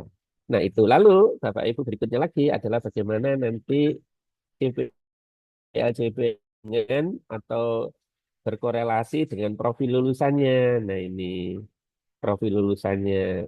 Nah, CPL tadi dengan profil lulusannya seperti apa interaksinya. Betul-betul kita pikirkan ini Bapak itu. Kalau kemarin-kemarin itu saya curiga hanya sekedar mencentang-centang saja gitu ya. Kalau sekarang betul-betul kita pikirkan apakah memang CPL ini kalau tercapai akan berpotensi untuk memperoleh profil yang ada itu atau tidak gitu ya. Lalu yang berikutnya lagi adalah matrik hubungan antara CPL dengan mata kuliah. Ini juga begitu Bapak Ibu. Ya, kalau dulu mungkin setiap mata kuliah itu dicentang dengan CPL yang jumlahnya banyak sekali gitu. Karena pada saat itu kita tidak pernah berpikir kalau CPL yang banyak itu dimintai pertanggungjawaban di belakang gitu ya, di kemudian hari. Nah, sekarang dosen-dosen sudah pada paham bahwasanya mata kuliah dengan CPL yang banyak itu akan memberatkan buat dosen. Maka dosen akan mencari CPL-CPL yang terdekat saja dengan mata kuliah itu. Ya, sehingga di tempat saya itu CPL mata kuliah itu ya mungkin sekitar 2 butir, 3 butir, paling banter ya 4 butir, ya 4 butir CPL supaya nanti apa namanya pelaksanaan pembelajarannya memang bisa betul-betul fokus pada pencapaian CPL-nya. Nah, demikian ya Bapak Ibu, matrik yang ini adalah matrik yang betul-betul nanti menjadi kunci apakah kurikulum kita itu kurikulum yang bisa kita klaim sebagai kurikulum dengan paradigma OB atau tidak. Gitu ya. Kaitan antara CPL, bahan kajian, dan mata kuliahnya. Gitu.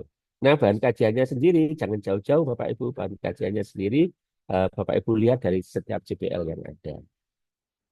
Nah, demikian Bapak Ibu soal CPL ini. Sekarang waktunya jam 9:17 ya. Mungkin barangkali sampai di sini dulu apa yang bisa saya presentasikan. Mungkin kita kombinasi dengan diskusi, tanya jawab begitu Bapak Ibu. Nanti kalau waktunya masih cukup, saya lanjutkan slide berikutnya. Saya kembalikan ke Bapak Moderator. Oke. Terima kasih Pak Samsul Arif. Dari sesi presentasi pertama sudah disampaikan jadwalnya Bapak Ibu reminder sampai jam 10. Jadi acara dengan Pak Samsul Arif sampai jam 10. Jadi itu presentasi, diskusi. Dan nanti kalau ada waktu kita lanjutkan presentasi lagi. Monggo dari Bapak Ibu. Oke. Pertama dari kemudian Pak Bambang. Baik, Assalamualaikum warahmatullahi wabarakatuh. Waalaikumsalam warahmatullahi wabarakatuh. Oke, monggo. Perkenalkan Pak Arifin, saya Bu Retno. Kebetulan saya ketua jurusan biologi. Oke, Bu Retno. Oke. Terkait CPL, Pak. Oke, monggo Bu. Masih menggunakan CPL yang berdasarkan peraturan lama. Oke. Kemudian kami dalam waktu dekat ini akan mengajukan akreditasi program studi sarjana. Nah, terkait CPL-nya apakah masih bisa menggunakan yang lama atau kami harus mengubah CPL tersebut? Ya, itu pertanyaannya karena ini urgen menurut saya. Apakah harus Oh iya, iya Bu. Iya Bu. Terima kasih. Bapak Ibu, pada umumnya akreditasi itu adalah melakukan penilaian terhadap apa yang sudah kita kerjakan Bu ya. Apa yang sudah kita kerjakan selama 4 tahun menghasilkan lulusan gitu ya. Sehingga kalau selama ini menggunakan CPL yang seperti yang ada di dalam Permen nomor 3 tahun 2020 tidak menjadi soal Bu. Kalau akreditasinya hari ini ya, hari-hari ini. Tetapi kalau akreditasinya nanti di bulan apa Januari Februari ya atau Februari Maret ya, maka mungkin Bapak Ibu akan diminta untuk apa namanya untuk menggunakan struktur CPL yang baru ya. Tetapi Bapak Ibu sesungguhnya ada masa transisi yang ditetapkan di pasal 109 Permen 53 tahun 2023 itu sampai tanggal 16 Agustus tahun 2025. Ya, sampai tahun 2025 itu sebenarnya adalah masa transisi kita bisa mempersiapkan kurikulum kita termasuk CPL itu Bapak Ibu sampai sampai apa namanya tanggal 16 Agustus 2025 itu. Tetapi kalau kita nunggu tanggal itu nanti serba terlambat Bapak Ibu. Karena apa? Karena instrumen untuk akreditasi sesuai dengan Permen 53 itu ditetapkan oleh BAN itu akhir Desember ini. Ya, akhir Desember ini menurut jadwalnya BAN itu sudah ditetapkan. Ya, lalu nanti akan dipakai bulan Februari dan itu akan diikuti dengan LAM. Tetapi kalau akreditasinya di tahun ini saya kira tidak masalah pakai CPL yang lama. Ya. Ya, seperti itu ya, Bu. Kami sedang insya Allah akan diajukan katanya Februari Pak terakhir. Oke. Nah, kalau Februari pasti atau prodi baru ya, Bu. Ya pasti dengan menggunakan CPL yang seperti Permen 53 itu. Oke. Kemudian Pak, strategi untuk mengubah CPL kan sebenarnya tidak jauh berbeda ya Pak. Hanya ada penjabaran yang lebih luas. Hanya empat pengetahuan sih. Ini kan memang akan lebih memudahkan kita untuk mendekatkan dengan tujuan program lain-lain dari itu ya Pak. Dan ini tetap harus bekerja sama dengan stakeholder untuk Oke, leres Bu. Harus tetap bekerja sama. Jadi ada dua cara Bu untuk merumuskan CPL baru sesuai dengan Permen 53. Cara yang pertama adalah CPL yang lama kita analisis Bapak Ibu. Misalnya sikap. Sikap itu ada 10 butir, lalu kita ringkas menjadi satu. Lalu keterampilan umum juga ada 9 tidak salah. Lalu kita ringkas menjadi satu. Tentu saja sebelum diringkas, kita lihat dulu mana yang masih relevan, mana yang tidak, gitu ya Bapak Ibu ya. Bisa jadi nanti di butir keterampilan umum itu ada kemampuan-kemampuan yang saat ini sudah tidak relevan lagi. Ya, tidak relevan lagi. Artinya ya sudah tidak kepakai lah begitu. Nah, kalau sudah Bapak Ibu masing-masing satu butir, lalu keterampilan khusus dan pengetahuan juga demikian kita analisis mana kemampuan-kemampuan yang masih relevan untuk 5-10 tahun ke depan gitu ya. Kita kasih tanda. Tapi yang sudah tidak langsung kita keluarkan saja Bapak Ibu, kita keluarkan. Baik yang di pengetahuan maupun di keterampilan khusus. Lalu kalau sudah dilakukan seperti itu, kita lakukan merger sekarang Bapak Ibu, kita gabungkan. Ya, antara pengetahuan dan keterampilan khusus itu seperti apa? Kita merger supaya menjadi satu kesatuan sebisa-bisanya begitu ya. Itu cara yang pertama. Ya. Cara yang kedua ya sudah yang permen CPL yang kemarin itu dilupakan saja. Ya sudah kita lupakan, sudah ditalak 3. Lalu disusun baru sama sekali itu ya. Seperti tahapan yang saya terangkan tadi, yang saya sampaikan tadi. Jadi dilihat deskriptor KKNI-nya, lalu bersama stakeholder kita merumuskan CPL-nya dan seterusnya. Seperti yang saya sampaikan tadi. Ya bisa dua cara itu ya Bapak Ibu ya. Di tempat saya juga terjadi dengan dua cara itu Bapak Ibu. Ada prodi-prodi yang masih leles-leles istilahnya, leles-leles CPL yang lama gitu ya. Dilelesi gitu ya, mana yang masih relevan. Tapi ada prodi yang tidak mau, sudah lupakan saja karena CPL yang lama itu CPL yang tidak berprestasi apa-apa gitu ya. Kita tidak pernah peduli, kita tidak pernah menilai gitu ya terhadap pencapaian CPL itu. Ya barangnya banyak jumlahnya, tapi sebenarnya tidak ada orang yang peduli dengan lalu ini begitu Ibu. Jadi monggo saja mana yang mudah Bapak Ibu apa namanya lakukan. Yang penting nanti CPL yang jadi itu harus memenuhi kualifikasi KKNI sesuai dengan jenjangnya, itu yang pertama. Lalu yang kedua memenuhi pasal 78 SNDikti. Yang ketiga adalah tadi CPL unggul tadi, yaitu mengacu pada learning outcome kriteria yang ditetapkan oleh lembaga akreditasi internasional. Misalnya kalau fisika, biologi, matematika mau ikut ASIIN, ya mari kita lihat learning outcome kriteria atau SSO-nya yang ditetapkan oleh ASIIN, apa saja yang mereka tetapkan. Lalu mana di antara yang mereka tetapkan itu tidak ada di CPL kita. Ya, kalau yang ada ya sudah dilewati saja. Yang tidak ada kita insert, kita gabungkan ke CPL kita. Itu caranya, Bu. Oke. Oke. Bagaimana Bu Retno? Oke. kebetulan biologi sudah ASIIN. Oh, oke, alhamdulillah dengan ITS ini sudah asik. Oke, Sami. Jelaskan Bapak tadi, kami menengok kembali yang ada di ASIIN untuk dimasukkan ke dalam CPL kami. Oke, alhamdulillah berarti sudah punya pengalaman ya Bu di biologi. Oke, Baik. alhamdulillah. Assalamualaikum. Waalaikumsalam warahmatullahi wabarakatuh. Pertanyaan berikutnya dari Pak Bambang. Baik, Assalamualaikum warahmatullahi wabarakatuh. Waalaikumsalam warahmatullahi wabarakatuh. Monggo Pak Bambang. Saya Bambang Widoto dari Prodi S2 Kimia, Pak. Oh, nggih, Pak. Nggih. S2 Kimia nggih. Nggih, monggo, Pak. Oke, ini kaitan dengan profil lulusan ya. Jadi profil kan kita sudah melakukan survei dari stakeholder dari industri. Kita merumuskannya itu kemarin dievaluasi juga dari LPIPP. Kita membuat rumusan itu memang karena banyaknya profil lulusan itu. Contohnya yang satu itu kita banyak yang tidak sesuai ya, pekerjaan sesuai dengan bidang kimia kan. Ada yang pegawai bank, ada juga di wirausahawan yang tidak bergerak di kimia. Akhirnya kita kalimat misalkan dengan pengembang ilmu kimia untuk yang bergerak di pendidikan. Nggih, Kemudian yang wirausahawan itu kita tulis pembelajar adaptif. Ya ini nggih, yang dikoreksi kemarin dari LPMPB. nggih, Profil itu harus jelas. Jadi kalau memang mau wirausaha itu wirausahawan atau manajer sekalian, kalau memang dosen. Jadi profilnya gitu. nggih, Pengembangan gitu. Itu yang nggih, pertama Pak. Kira-kira profilnya seperti apa? Kemudian yang kedua ini masalah transit juga terkait dengan JPL sikap Pak. nggih, Nah, seperti yang yaitu ada ketakwaan, nggih, kemudian kemudian kadang mengukurnya juga sulit ya. nggih. Nah itu, kemarin itu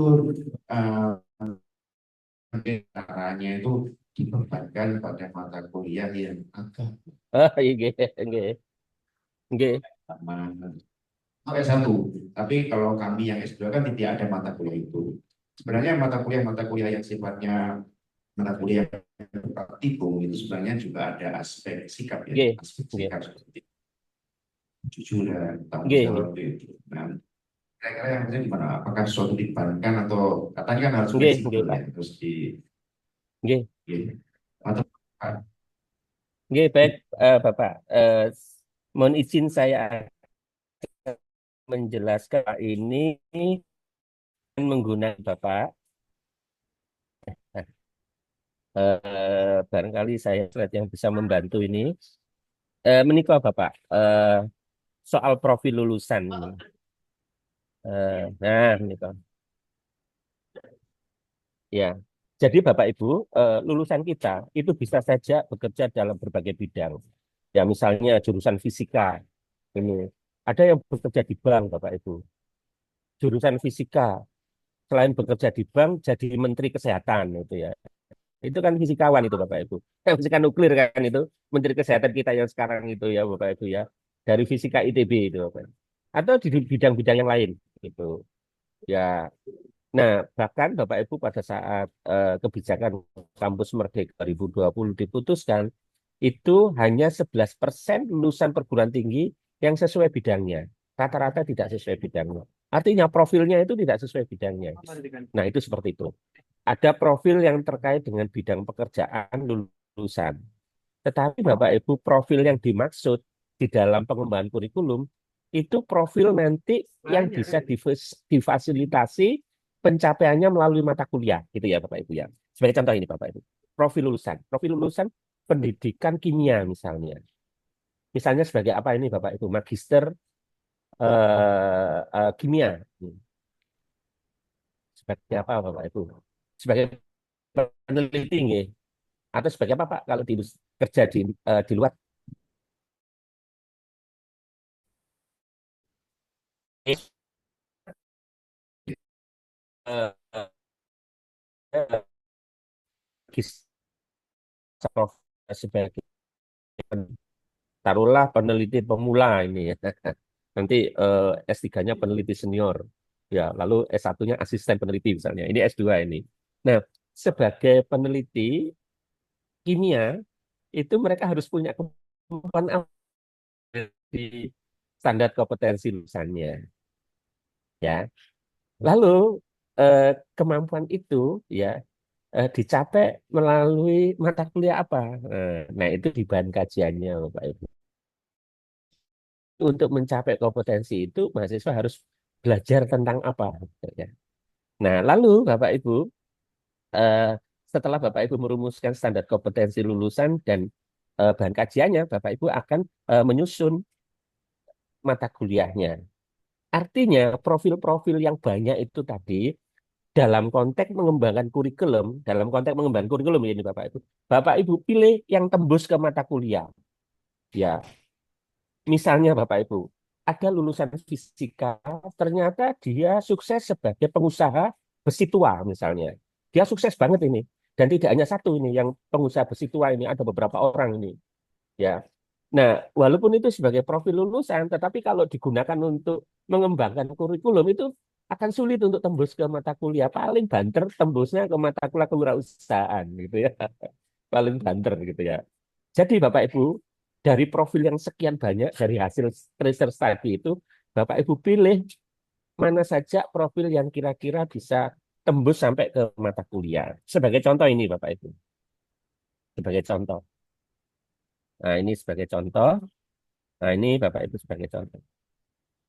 Nah, kalau profilnya seperti ini, misalnya mohon maaf ini saya memberikan contoh untuk sarjana fisika, ya, tapi sebenarnya ada yang lain, yaitu misalnya sebagai akademisi di bidang fisika, sebagai asisten peneliti di bidang fisika, sebagai praktisi di bidang fisika. Praktisi ini mampu mengembangkan diri secara profesional dan mengaplikasikan ilmu serta kompetensi secara kreatif, inovatif dengan memanfaatkan perkembangan IT sesuai dengan bidang kepeminatannya fisika ini tadi dalam memecahkan permasalahan. Saya kira kalau 3 profil ini pasti akan tembus ke mata kuliah, ya Bapak Ibu. Tetapi kalau nanti ditambah lagi profil sebagai praktisi dalam bidang perbankan karena banyak lulusan fisika yang bekerja di bank, pasti tidak tembus ke mata kuliah, Bapak Ibu. Tidak tembus ke mata kuliah. Nah, profil yang seperti itu tidak perlu dipakai di dalam konteks menyusun kurikulum. Ya, dalam konteks menyusun kurikulum tadi.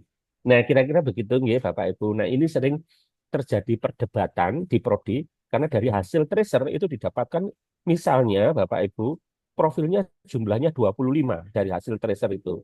Padahal dari 25 ini tidak semuanya tembus ke mata kuliah. Lalu dipilah-pilah akhirnya menjadi profil yang lebih sedikit dan tembus ke mata kuliah. Itu biasanya perdebatannya panjang. Nah, itu soal profil. Jadi kesimpulannya Bapak Ibu pakai saja profil-profil lulusan kita ya nanti pada saat Bapak Ibu melakukan tracer yang tembus ke mata kuliah. Itu yang pertama. Yang kedua tadi soal ngapunten Pak, saya kok lupa ya yang kedua. Soal apa ya Pak ya? Terkait sikap Pak. Oh, sikap. Ya, sikap. Jadi Bapak, ini memang persoalan persoalan kita yang sejak lama ini. Kita itu cenderung waktu kurikulum kita itu berbasis konten, Bapak Ibu. Kita selalu mengatakan, loh saya ini ngajar matematika. Matematika ini saja sudah waktunya tidak cukup untuk ngajarkan matematikanya. Terus saja adik ditambahi sikap-sikap ngono. Ya sikap itu urusannya agama, ya. Kayak no mata kuliah agama gitu, Bapak Ibu. Tetapi Bapak Ibu, kalau kita mengacu pada undang-undang, undang-undang kan mengatakan tujuan pendidikan itu membentuk sikap, akhlakul karimah, ya budi pekerti yang baik gitu. Ya sehingga kalau kita terjemahkan, apapun yang kita ajarkan, entah itu matematika, fisika, paling enggak harus punya kontribusi untuk membentuk sikap. Gitu. Nah, saya pernah ditanya ini Bapak Ibu oleh Senat ini. Yang menanyakan adalah seorang profesor dalam bidang statistik. Dia mengatakan, Pak Samsul, ini kita akan memutuskan ini di ITS ini. Apakah di mata kuliah itu harus ada tiga-tiganya, itu attitude, knowledge, dan skill, ataukah hanya 2 saja maksimum? Ya, 1. Contohnya saya, Pak, saya ini ngajar mata kuliah statistik. Nah, kalau statistik itu ditambahi sikap-sikap begitu, nanti materinya enggak nyampe gitu ya. Yang difikirkan oleh si dosen ini tadi adalah ngajar materinya itu banyak gitu ya, bukan belajar materinya yang banyak. Lalu saya tanya sama beliaunya, Bu, apakah Ibu di dalam mengajarkan fisika itu tidak berkeinginan siswanya bukan presentasinya bagus, komunikasinya bagus. Loh ya mesti kudu ngono Pak Samsul Larat. Nah itu sikap Bapak Ibu. Itu sikap yang merupakan apa namanya netherlands ya efek dari proses pembelajaran statistik itu tadi sehingga dosen ya kalau dosennya tidak pelit ini Bapak Ibu mendaya gunakan mata kuliahnya itu untuk membentuk sikap tertentu. Mengapa Bapak Ibu? Karena nanti lulusan kita itu ya mudah cari kerjaan itu kalau attitude-nya bagus Bapak Ibu. Pinter tak problem nerima kerjaan seperti itu. Di kita kalau menghasilkan lulusan-lulusan yang tidak kita training ya tidak kita didik supaya attitude-nya bagus. Nah pertanyaannya loh Pak Samsul kan tidak ada kontennya kalau saya membentuk iya tidak apa-apa tidak ada kontennya ya tetapi Bapak Ibu kan bisa memilih metode pembelajarannya kan misalnya dikasih tugas suruh presentasi itu kan bisa melihat bagaimana melatih mahasiswa supaya punya sikap yang baik kan jadi CPL itu Bapak Ibu bisa dicapai melalui konten bisa dicapai melalui metode pembelajaran begitu. Misalnya contoh Bapak Ibu, contoh.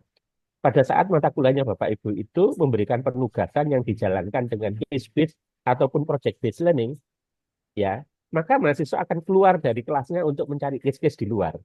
pada saat mencari case-case di luar, apa yang dia lakukan? Dia belajar berkomunikasi, ya, dia belajar untuk mengenal permasalahan di luar, gitu ya. Bahkan dia akan belajar berempati kalau memang case-nya itu ada kaitannya dengan orang, gitu ya. Ya, lalu dia bawa masuk ke kelas untuk diselesaikan di dalamnya, ya. Nah, itu Bapak Ibu. Jadi bisa melalui metode pembelajaran, gitu ya. Nah, bagaimana menilai sikap? Ya, tentu saja harus ada indikatornya. Indikator misalnya sikap apa? Sikap tentang apa namanya? Tepat waktu. Apa indikatornya tepat waktu gitu ya. Sikap tentang komunikasi. Apa indikatornya tentang komunikasi? Sikap tentang kolaborasi kerjasama dalam tim.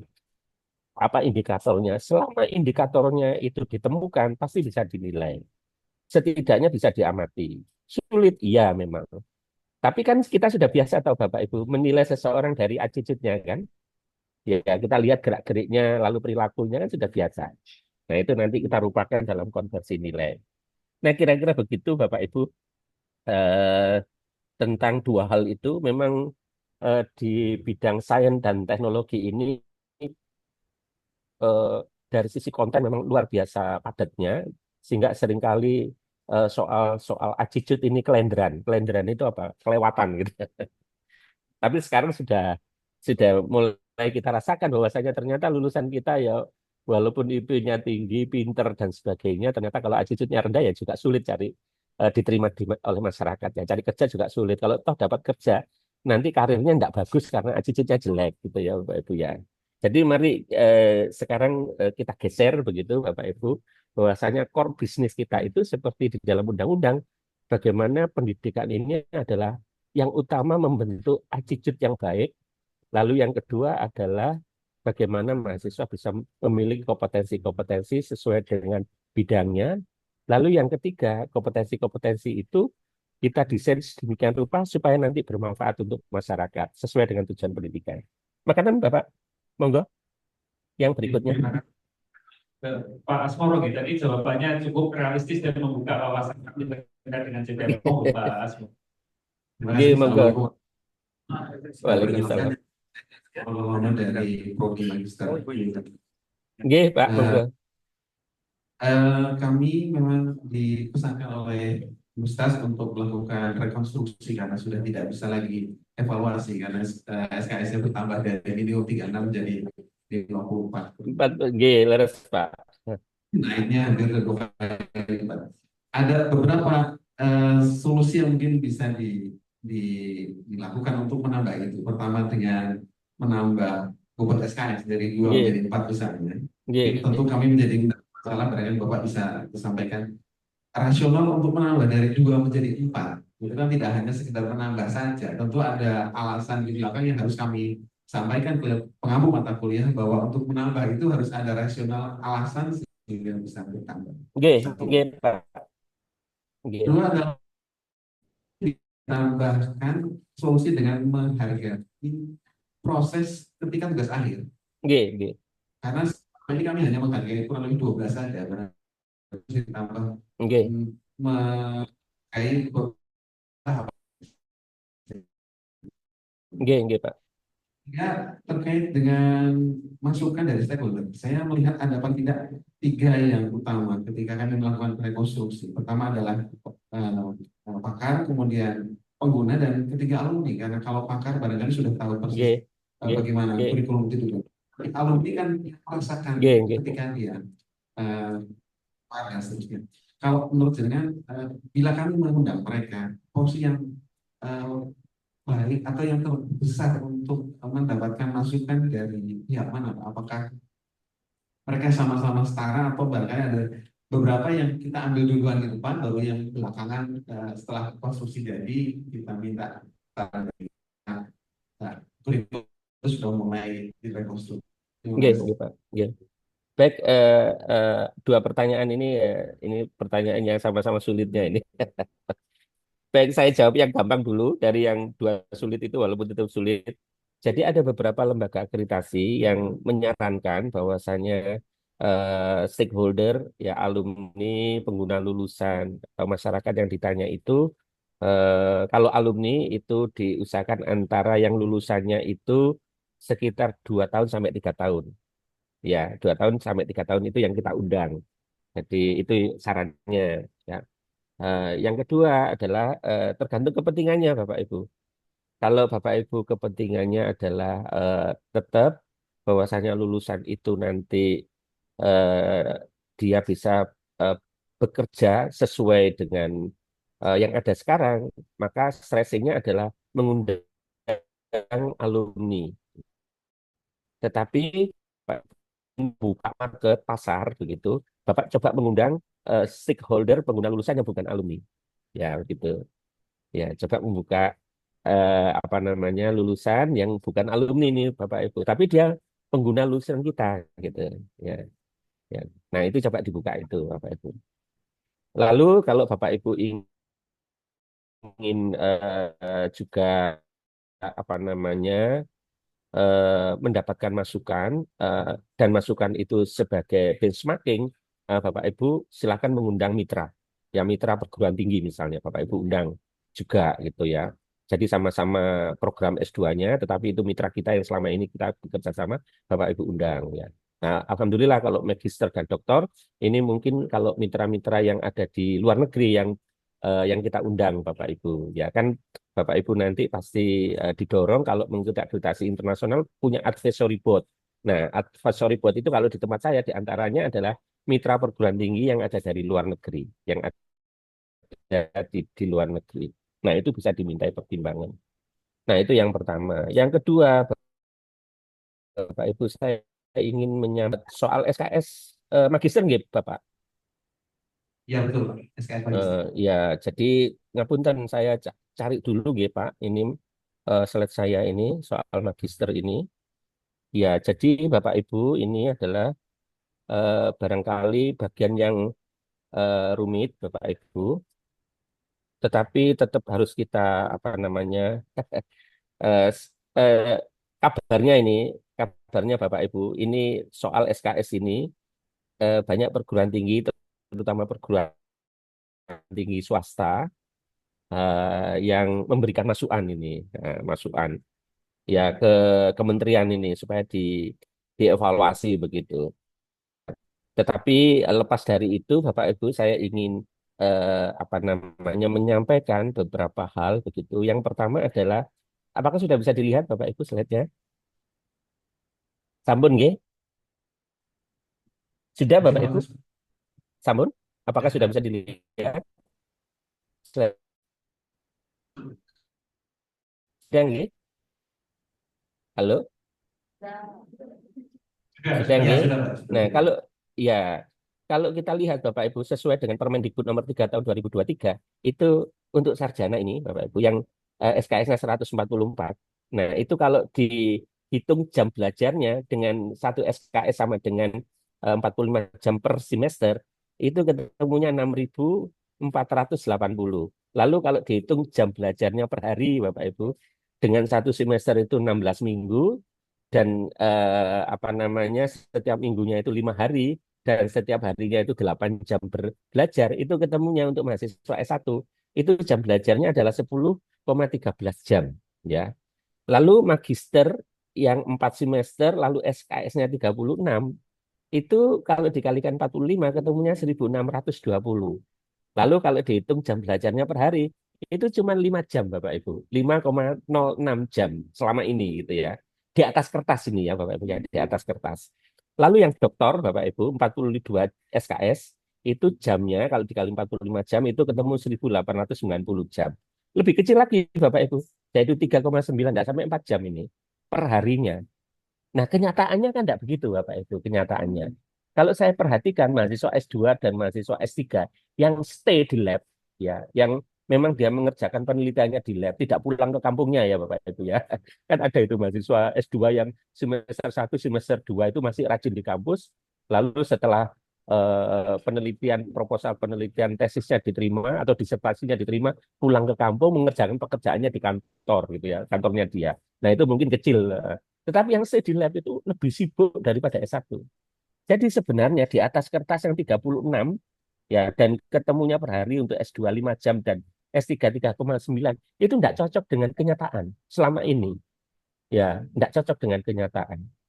Nah, oleh karena itu, Bapak Ibu, eh, di dalam permen yang baru ini, permen 53 ini, Bapak Ibu, di mana untuk S2 diangkat 54 sampai 72 ini, ya 54 itu kalau dihitung jamnya 2430, nah ini sudah lumayan belajarnya jadi 7,59. Kalau dinaikkan 72 belajarnya menjadi 10,13. Sudah sama dengan S1 ya Bapak Ibu, sama dengan S1.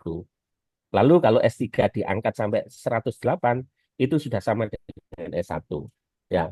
Nah, itu Bapak Ibu, tetapi dulu itu Bapak Ibu tahun 2014 Permendikbud nomor 49, waktu itu menterinya Pak Muhammad Nuh, presidennya Pak SBY, itu S2 72, S3 108. Diprotes oleh PTS. Mengapa? Karena PTS dulu itu SKS awalnya 36 untuk S2. SKS untuk dokter 42. Untuk S2 ini yang diprotes. Mengapa?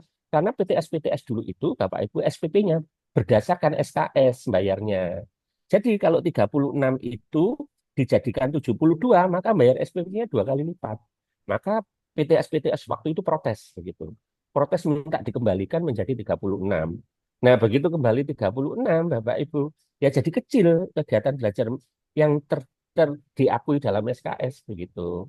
Nah, pertimbangannya soal itu. Jadilah Permen Ristek Dikti nomor 44 tahun 2015. Jadi tidak sampai setahun itu Bapak Ibu diprotes. Ya, oleh PTS-PTS itu. Saya khawatir juga ini Bapak Ibu. Khawatir kejadian 10 tahun yang lalu akan terulang ini. Jangan-jangan PTS-PTS itu juga protes tentang ini supaya dikembalikan lagi. Gitu ya. Padahal Bapak Ibu kalau ikut akreditasi ASIIN, nanti bisa dicek di biologi, itu dengan SKS yang 36 ini dengan jam belajar 1620 mereka tidak mau karena di ICTS di ICTS itu untuk magister untuk S2 itu minimal adalah 2.500 sampai dengan 3.600 jam Bapak Ibu permintaannya. Kalau tidak masuk di sini pasti kita tidak akan full akreditasi gitu Bapak Ibu. Bahkan bisa jadi dia tidak mau karena cuma 1.600. Oleh karena itu diangkat magister ini setidaknya 54. 54 ini saja masih kurang Bapak Ibu. Ya, pasnya itu adalah 56 pasnya supaya bisa masuk ke 2.500. Ya, seperti itu. Lalu bagaimana caranya ya supaya dari 36 itu menjadi 56 atau 72 gitu. Nah, saya punya contoh Bapak Ibu di tempat saya. Mungkin bisa di tadi biologi yang sudah pernah ikut akreditasi ASIIN, tapi ASIIN-nya S1 apa S2 ya. Nah, itu gini Bapak Ibu di tempat saya. Ini prodi di tempat saya yang sudah terakreditasi ASIIN dan full akreditasi 5 tahun ya. Ini prodi departemen saya ini Bapak Ibu. Industri prodinya namanya Industri Instrumentasi Engineering dan yang kedua adalah Renewable Energy Technology. Ini ada 2. Nah, kurikulum kita pada saat itu ya kira-kira 2 tahun yang lalu Permen 53-nya belum ada Pak waktu itu. Belum ada Permen 53, masih Permen 3 yang mana kurikulum kita itu memang SKS-nya 36 totalnya. Nah, ASII-nya enggak mau. Ya, karena kurang menurut ASII, paling enggak 2.500. Lalu sama prodi di tempat saya dicari-carikan Pak, apa kegiatan belajar mahasiswa yang belum dirupakan dalam bentuk SKS atau belum diakui dalam bentuk SKS. Dicari Bapak Ibu, ketemulah beberapa item, yaitu review paper presentation ini. Nah, itu jam belajarnya atau jam yang diperlukan. Kalau dikonversi ke kredit itu ketemu 14. Lalu report writing ketemu 3 SKS. Lalu case study ketemu 2 SKS. Jadi kegiatan-kegiatan pembelajaran mahasiswa yang real sudah dilaksanakan, tetapi belum masuk di dalam perhitungan SKS yang 36 ini, Bapak Ibu. Singkat cerita, lalu ditemukanlah total dari kegiatan mahasiswa di luar 36 ini ya juga 36, sehingga totalnya menjadi 72 pada saat itu. Sehingga pada saat diajukan untuk akreditasi S2, mereka bisa terima dan kita lolos. Kalau S1 tidak masalah, karena S1 144 itu sudah memenuhi kriteria ICTS-nya ASIIN, tapi yang S2 yang masalah. Ya, yang masalah. Kalau S3, ITS belum punya pengalaman untuk akreditasi internasional. Nah, itu ya Bapak Ibu. Lalu sekarang bagaimana ini? Yang sekarang kan kita akan meningkatkan 36 SKS menjadi 56 misalnya atau menjadi 72 misalnya, ya, tetapi bagaimana beban ngajar dosen tidak menjadi lebih berat, ya, biaya operasional juga tidak lebih berat. Bagaimana caranya? Nah, caranya begini Bapak Ibu, salah satu cara begini. Misalnya ini tadi Bapak Ibu, mata kuliah di tempat saya ini, Research and Methodology and Thesis ini, yang semula 3 SKS Bapak Ibu. 3 SKS. Nah, 3 SKS itu tatap mukanya 3 SKS kalikan 50 menit. Jadi ketemu dengan dosen setiap minggunya 150 menit atau 2,5 jam ini. Lalu belajar terstruktur, mahasiswa mengerjakan tugas, itu 3 SKS dikalikan 60, ketemunya 3 jam. Belajar mandirinya 3 SKS dikalikan 6, ini ketemunya 3 jam. Jadi belajar terstruktur dan mandirinya 6 jam, belajar dengan dosen 2,5 jam. Nah, sekarang dari ini tadi, dari review paper dan sebagainya, kegiatan mahasiswa yang sudah dilakukan, yang belum diakui di dalam bentuk SKS, kita cari mana yang cocok dengan mata kuliah Research Method and Thesis ini. Lalu ditemukanlah yang ini Bapak Ibu. Proposal tesis seminar. Itu ada 2 SKS dari sini tadi. Ini proposal tesis seminar ini 2 SKS dimasukkan di sini. Dimasukkan di sini Bapak Ibu. Lalu review paper presentation. Review paper presentation itu dari sini. Yang semula 14 diambil 4 saja. Diambil 4 dibebankan ke mata kuliah ini. Nah, sekarang terlihat Bapak Ibu di sini yang semula 3 SKS ketambahan aktivitas mahasiswa, proposal tesis seminar 2 SKS, lalu review paper presentasi 4 SKS. Sekarang jadi berapa SKS ini Bapak Ibu? Jadi 6 ditambah itu jadi 9 SKS ini. Ya, jadi 9 SKS. Nah, sekarang pertanyaannya, ketambahan 6 SKS ini apakah juga dibebankan pada tatap muka? Dibebankan pada dosen juga. Nah, kalau Bapak Ibu ingin menghindari apa atau beban dosen apa, ya sudah, 6 SKS ini masukkan pada aktivitas belajar mahasiswa yang memang dia sudah melaksanakannya. Belajar terstruktur dan belajar mandiri ini masukkan ke situ, 2 kalikan 170 menit ketemu sekian jam. Jadi yang ditambah adalah aktivitas yang ditambah di atas kertas, perhitungan di atas kertas adalah aktivitas belajar mahasiswa terstruktur dan mandiri ini yang ditambah ini. Yang sesungguhnya mereka sudah melaksanakan gitu Bapak Ibu. Jadi totalnya sekarang adalah 6 jam ditambah 17 jam. Sedangkan tatap mukanya tetap Bapak Ibu, tatap mukanya. Apakah bisa seperti itu? Ya bisa. Karena apa? Karena kan sekarang itu 1 SKS Bapak Ibu sama dengan 45 jam, itu kan diatur sendiri oleh prodinya. Kan diatur sendiri, tidak seperti kemarin. Kalau kemarin itu kan setiap minggu 1 SKS ada tatap mukanya gitu ya. Nah, kalau menggunakan peraturan yang lama, berarti 9 SKS itu 9 dikalikan 50 menit ya. Itu akan menambah beban dosen Bapak Ibu. Tapi sekarang kan tidak, kita bisa ngatur sendiri kan. Karena yang per SKS 50, 60 itu melihat metode ini kayak 9, tetapi tatap mukanya dengan dosen tetap sama seperti dulu. Nah, pengakuan terhadap aktivitas belajar yang selama ini belum diakui dalam SKS sudah bisa masuk gitu ya Bapak Ibu. Itu cara yang paling kompromistis. Lalu berikutnya adalah tesis ini Bapak Ibu. Tesis yang semula 5 SKS begitu. Lalu ditambah apa ini? Review paper presentation. Tadi kan review paper presentation di mata kuliah metodologi riset sudah diambil 4 SKS. Lalu sisanya dimasukkan ke sini. Karena tadi kan dari hasil evaluasi kan review paper presentasi ada 14 SKS ya Bapak Ibu ya. Dimasukkan di sini Bapak Ibu. Nah ini ya 5 SKS. Lalu tesis progress report and seminar dimasukkan di sini. Lalu tesis defense 1 SKS. Sehingga yang semula 5 SKS sekarang menjadi 18 SKS begitu. Nah, tatap mukanya yang semula dulu ya tesis ini tatap muka dengan dosen per minggunya kalau dibuat per minggu, walaupun kenyataannya tidak per minggu gitu ya, kecuali mahasiswa yang stay di lab itu 5 SKS dikalikan 50, 2.500 per minggu atau 4,2 jam per minggu mahasiswa ketemu dosen dengan 5 SKS ini. Walaupun kenyataannya tidak setiap minggu ketemu dosen.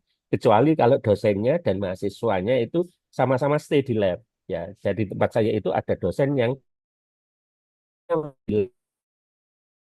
tadi ketemu dengan mahasiswanya ini mahasiswa bimbingan S2 maupun S3. Nah, itu bisa bisa ini Bapak itu bisa mencapai ini. Tapi kalau dosennya itu tinggal di ruang dosen, ya mahasiswanya di lab atau mahasiswanya di tempat lain, ya pasti sulit ini tatap muka setiap minggunya 4,2 jam ini Bapak itu. Ya, ujung-ujungnya nanti lulusnya gandol. Kalau lulusnya tidak gandol, kualitasnya turun gitu ya Bapak itu. Lalu dengan ketambahan ini, aktivitas yang selama ini sudah dilakukan, maka 5 SKS ini bisa menjadi 18 SKS. Nah, dengan cara seperti tadi, maka aktivitas ini dimasukkan ke sini, Bapak Ibu, ke belajar terstruktur dan mandiri, sehingga mendapatkan waktu belajar mahasiswa 46,8, totalnya 51 jam per minggu. Sehingga Bapak Ibu, mata kuliah tesis yang 8 SKS ini, tatap mukanya tetap per minggunya 4,2 jam.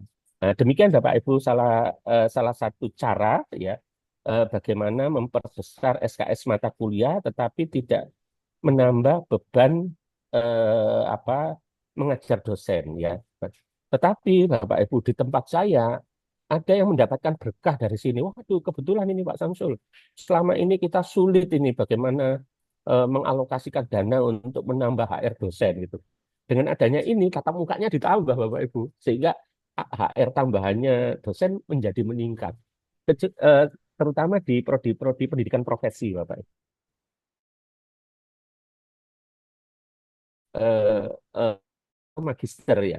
Kalau kalau merencanakan pasti eh, penambahan SKS ini disertai dengan penambahan tatap muka supaya HR-nya dosen bisa ditingkatkan. Tapi tidak banyak prodi yang seperti itu di tempat saya. Pada umumnya prodi-prodi yang lain itu ya, yang sebagian besar itu ya bagaimana tatap mukanya tetap seperti dulu, seperti 3 SKS, tapi pengakuan kegiatan belajar mahasiswa itu bisa 9 SKS. Demikian Bapak apa yang bisa saya sampaikan atas pertanyaan Bapak tadi. Semoga menginspirasi. Terima kasih banyak.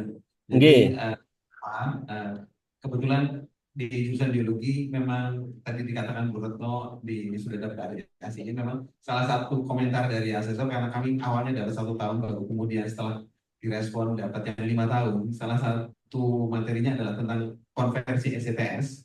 iya, iya, Kita memang berbeda sehingga mereka menuntut itu supaya jelas dan masuk standarnya. Yang iya, kedua memang antar mereka adalah SKS yang kecil-kecil.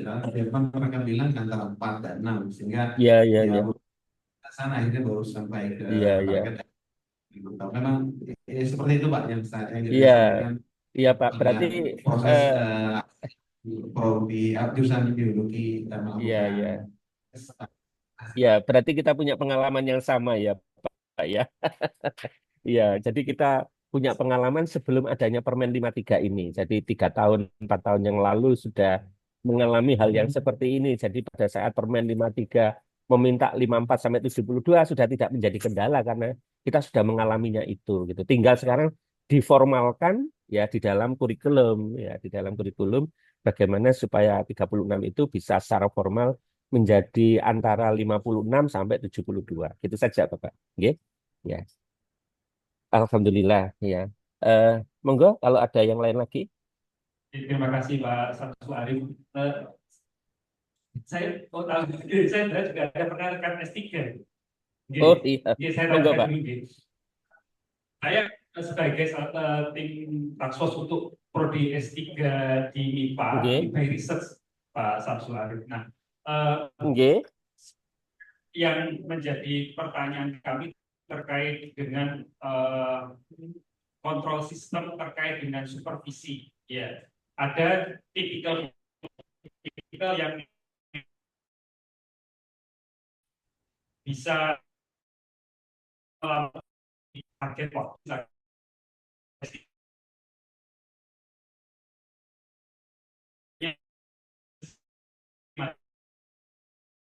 Nah, dari pengalaman Pak Samsul, penjaminan itu supaya target kelulusan ini bisa 3 tahun untuk S3 by research, ada ya, tidak tipsnya? eh, jadi itu pernah di dituangkan di dalam kebijakan mutu lalu menjadi standar mutu. Nah, Bapak Ibu di tempat saya, Bapak Ibu untuk S3 itu ada S3 by course, ada S3 by set gitu ya. Nah, ya, set ini adalah mahasiswa-mahasiswa yang memang lebih cenderung ke linear, ya bidangnya itu linear. Ya itu biasanya yang by riset. Lalu di tempat saya ada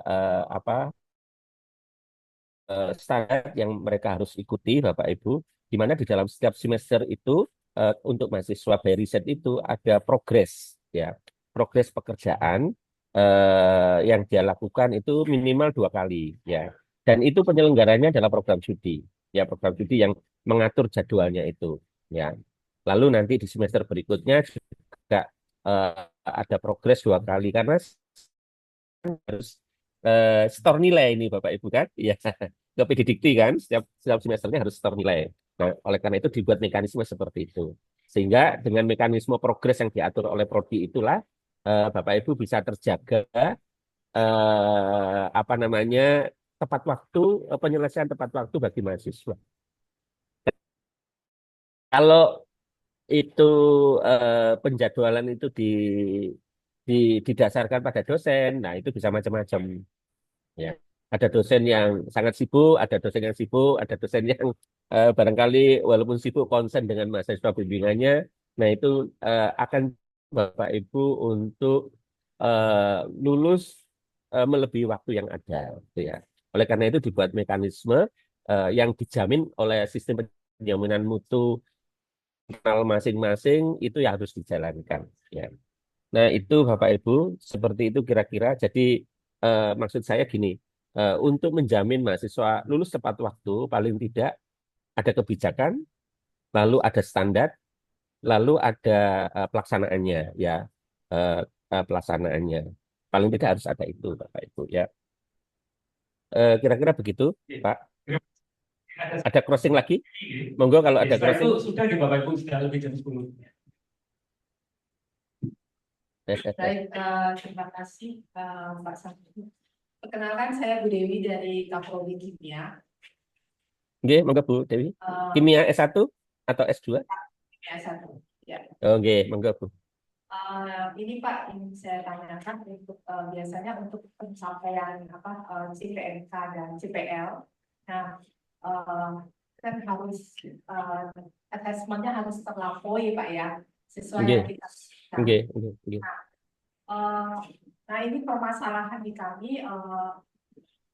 Ya, kita melakukan review misalnya, tetapi pencapaian review itu misalnya beberapa mahasiswa tidak tercapai gitu ya. Nah, di tempat Bapak itu strateginya diapakan? Apa kalau kami ya tetap aja nggak lulus gitu loh, nggak sampai dia kayaknya sampai review itu sampai dia lulus begitu ya. Kalau memang udah lulus ya sudah. Nah, padahal kalau UBE Bapak bilang tadi kan harus pencapaiannya itu harus betul-betul CPA, CPL, CPNK. Nah, ini bagaimana?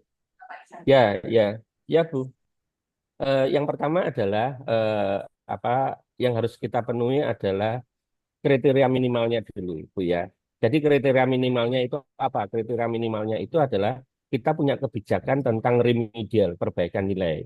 Ya, mengapa? Karena itu minimal yang ditanyakan oleh asesor kan. Pasti ditanya ini. Kalau ada mahasiswa yang failed atau gagal dalam satu kompetensi, apa yang dilakukan? Ya. Nah, kita harus menjawab. Oh, yang kita lakukan adalah memberikan kesempatan dia untuk belajar kembali, lalu kita uji kembali. Ya. Lalu ditanya kembali oleh asesor, punya kebijakannya atau tidak? Oh, ada kebijakannya. Ini ada kebijakannya, ada standarnya, ada panduan-panduan untuk melaksanakan remedial. Itu adalah standar minimal yang bisa kita lakukan. Kalau itu kita lakukan, kita dalam akreditasi sudah lolos, Bapak Ibu. Sudah tidak akan dipermasalahkan lagi. Ya, tidak dipermasalahkan lagi. Lalu standar pelampuannya, Bapak Ibu, bagaimana upaya-upaya itu untuk setiap mahasiswa supaya mencapai standar kompetensinya, gitu, upaya-upayanya itu. Nah, ini yang perlu awareness, perlu kepedulian, ya perlu kita mengkondisikan banyak hal, ya sebagai contoh. Ya, pada saat mahasiswa itu gagal mencapai standar kompetensinya, lalu kita uji dalam kondisi yang tidak pas itu, ya Bapak Ibu, bisa jadi dia tidak lulus lagi. Kita uji lagi tidak lulus lagi gitu.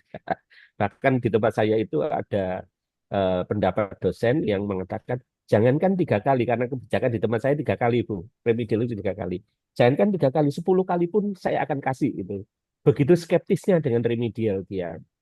Ya, enggak betul Bu. Ya betul, 10 kali pun tidak apa yang dia lakukan ya tetap aja tidak lulus begitu walaupun dia melakukannya. Oleh karena itu perlu upaya-upaya dalam bentuk sosialisasi, dalam bentuk BIMTEK, bagaimana cara-cara untuk melakukan remedial supaya mahasiswa berpotensi untuk mencapai standar kompetensi lulusannya. Ya, tentu saja untuk kondisi yang normal. Ada juga yang tidak dalam kondisi normal, Bapak Ibu. Memang mahasiswanya tidak mau lulus ini. Dipanggil untuk kompetensi yang tidak remedial juga tidak datang begitu. Dikasih tugas juga tugasnya tidak dikumpulkan, ya sudah tidak lulus saja gitu ya. Tetapi kan kita punya portofolio ya kan Bapak Ibu yang bisa kita laporkan ya. Di portofolionya bahkan mahasiswa ini tidak lulus setelah melaksanakan remedial sekian kali sesuai kebijakan dengan nilai bla bla bla dan evidennya ini. Nah, gitu ya Bapak Ibu. Nah, evidennya ini yang tadi dalam pengertian UB termasuk tata kelola dan administrasi tadi harus ada evidennya. Ya. Ya kalau tidak lulus bagaimana? Ya sudah tidak lulus saja. Memang dia tidak bisa melampaui itu. Tapi coba Bapak Ibu, apakah kalau ada mahasiswa tidak lulus itu tidak mempengaruhi kredibilitas kita sebagai dosen? Ya. Nah sekarang mulai tumbuh Bapak Ibu, mulai tumbuh perasaan kalau ada mahasiswa yang tidak lulus, itu dosennya merasa, ya kok iso gak lulus ya? Ini di mata kuliah saya loh, kok ada mahasiswa tidak lulus ya gitu ya. Ada perasaan sebaliknya dari dulu ya. Jadi ada sekarang dosen itu yang selalu mengatakan mahasiswa di kelas saya harus lulus, kalian kalau tidak mau lulus jangan di kelas saya, ada yang gitu. Jadi macam-macam ini Bapak Ibu. Jadi awareness dan rasa apa namanya rasa empati ini mungkin perlu ditumbuhkan dulu ya supaya pelaksanaan remedial itu sesuai dengan maksudnya gitu ya. Begitu kira-kira Bapak Ibu. Jadi ini adalah sesuatu yang perlu membiasakan ya, memberikan remedial pada mahasiswa dalam kondisi yang sama-sama baik. Yang diukur, yang akan dinilai juga kondisinya baik, yang melakukan penilaian juga kondisinya baik. Jangan sampai dalam kondisi bad mood ya. Gitu Bu, kira-kira. Terima kasih banyak Pak Samsul, waktunya sudah habis. Mohon bantuannya untuk share materinya, Pak. Oh, oke Bapak. Nah, nanti setelah acara ini saya share materi yang tadi saya presentasikan, ya Bapak. Ya. Oke. Terima Oke, kasih. matur nuwun. Jadi saya mohon maaf Bapak Ibu bila ada penyampaian yang kurang lengkap dan lain-lain gitu. Saya mendoakan supaya acara Bapak Ibu nanti lancar dan saya mendoakan Bapak Ibu tetap sehat walafiat dan semangat selalu. Terima kasih banyak. Aplaus untuk Bapak Samsul Arifin. Oke.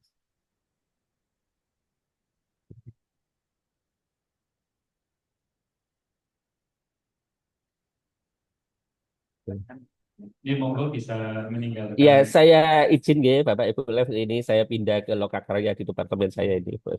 Ya, matur nuwun. Assalamualaikum warahmatullahi wabarakatuh. Waalaikumsalam warahmatullahi wabarakatuh. Alhamdulillah sesi ini sudah berakhir. Selanjutnya cafe break dan acara selanjutnya saya kembalikan ke MC. Ya, dari saya sekian. Wassalamualaikum warahmatullahi wabarakatuh.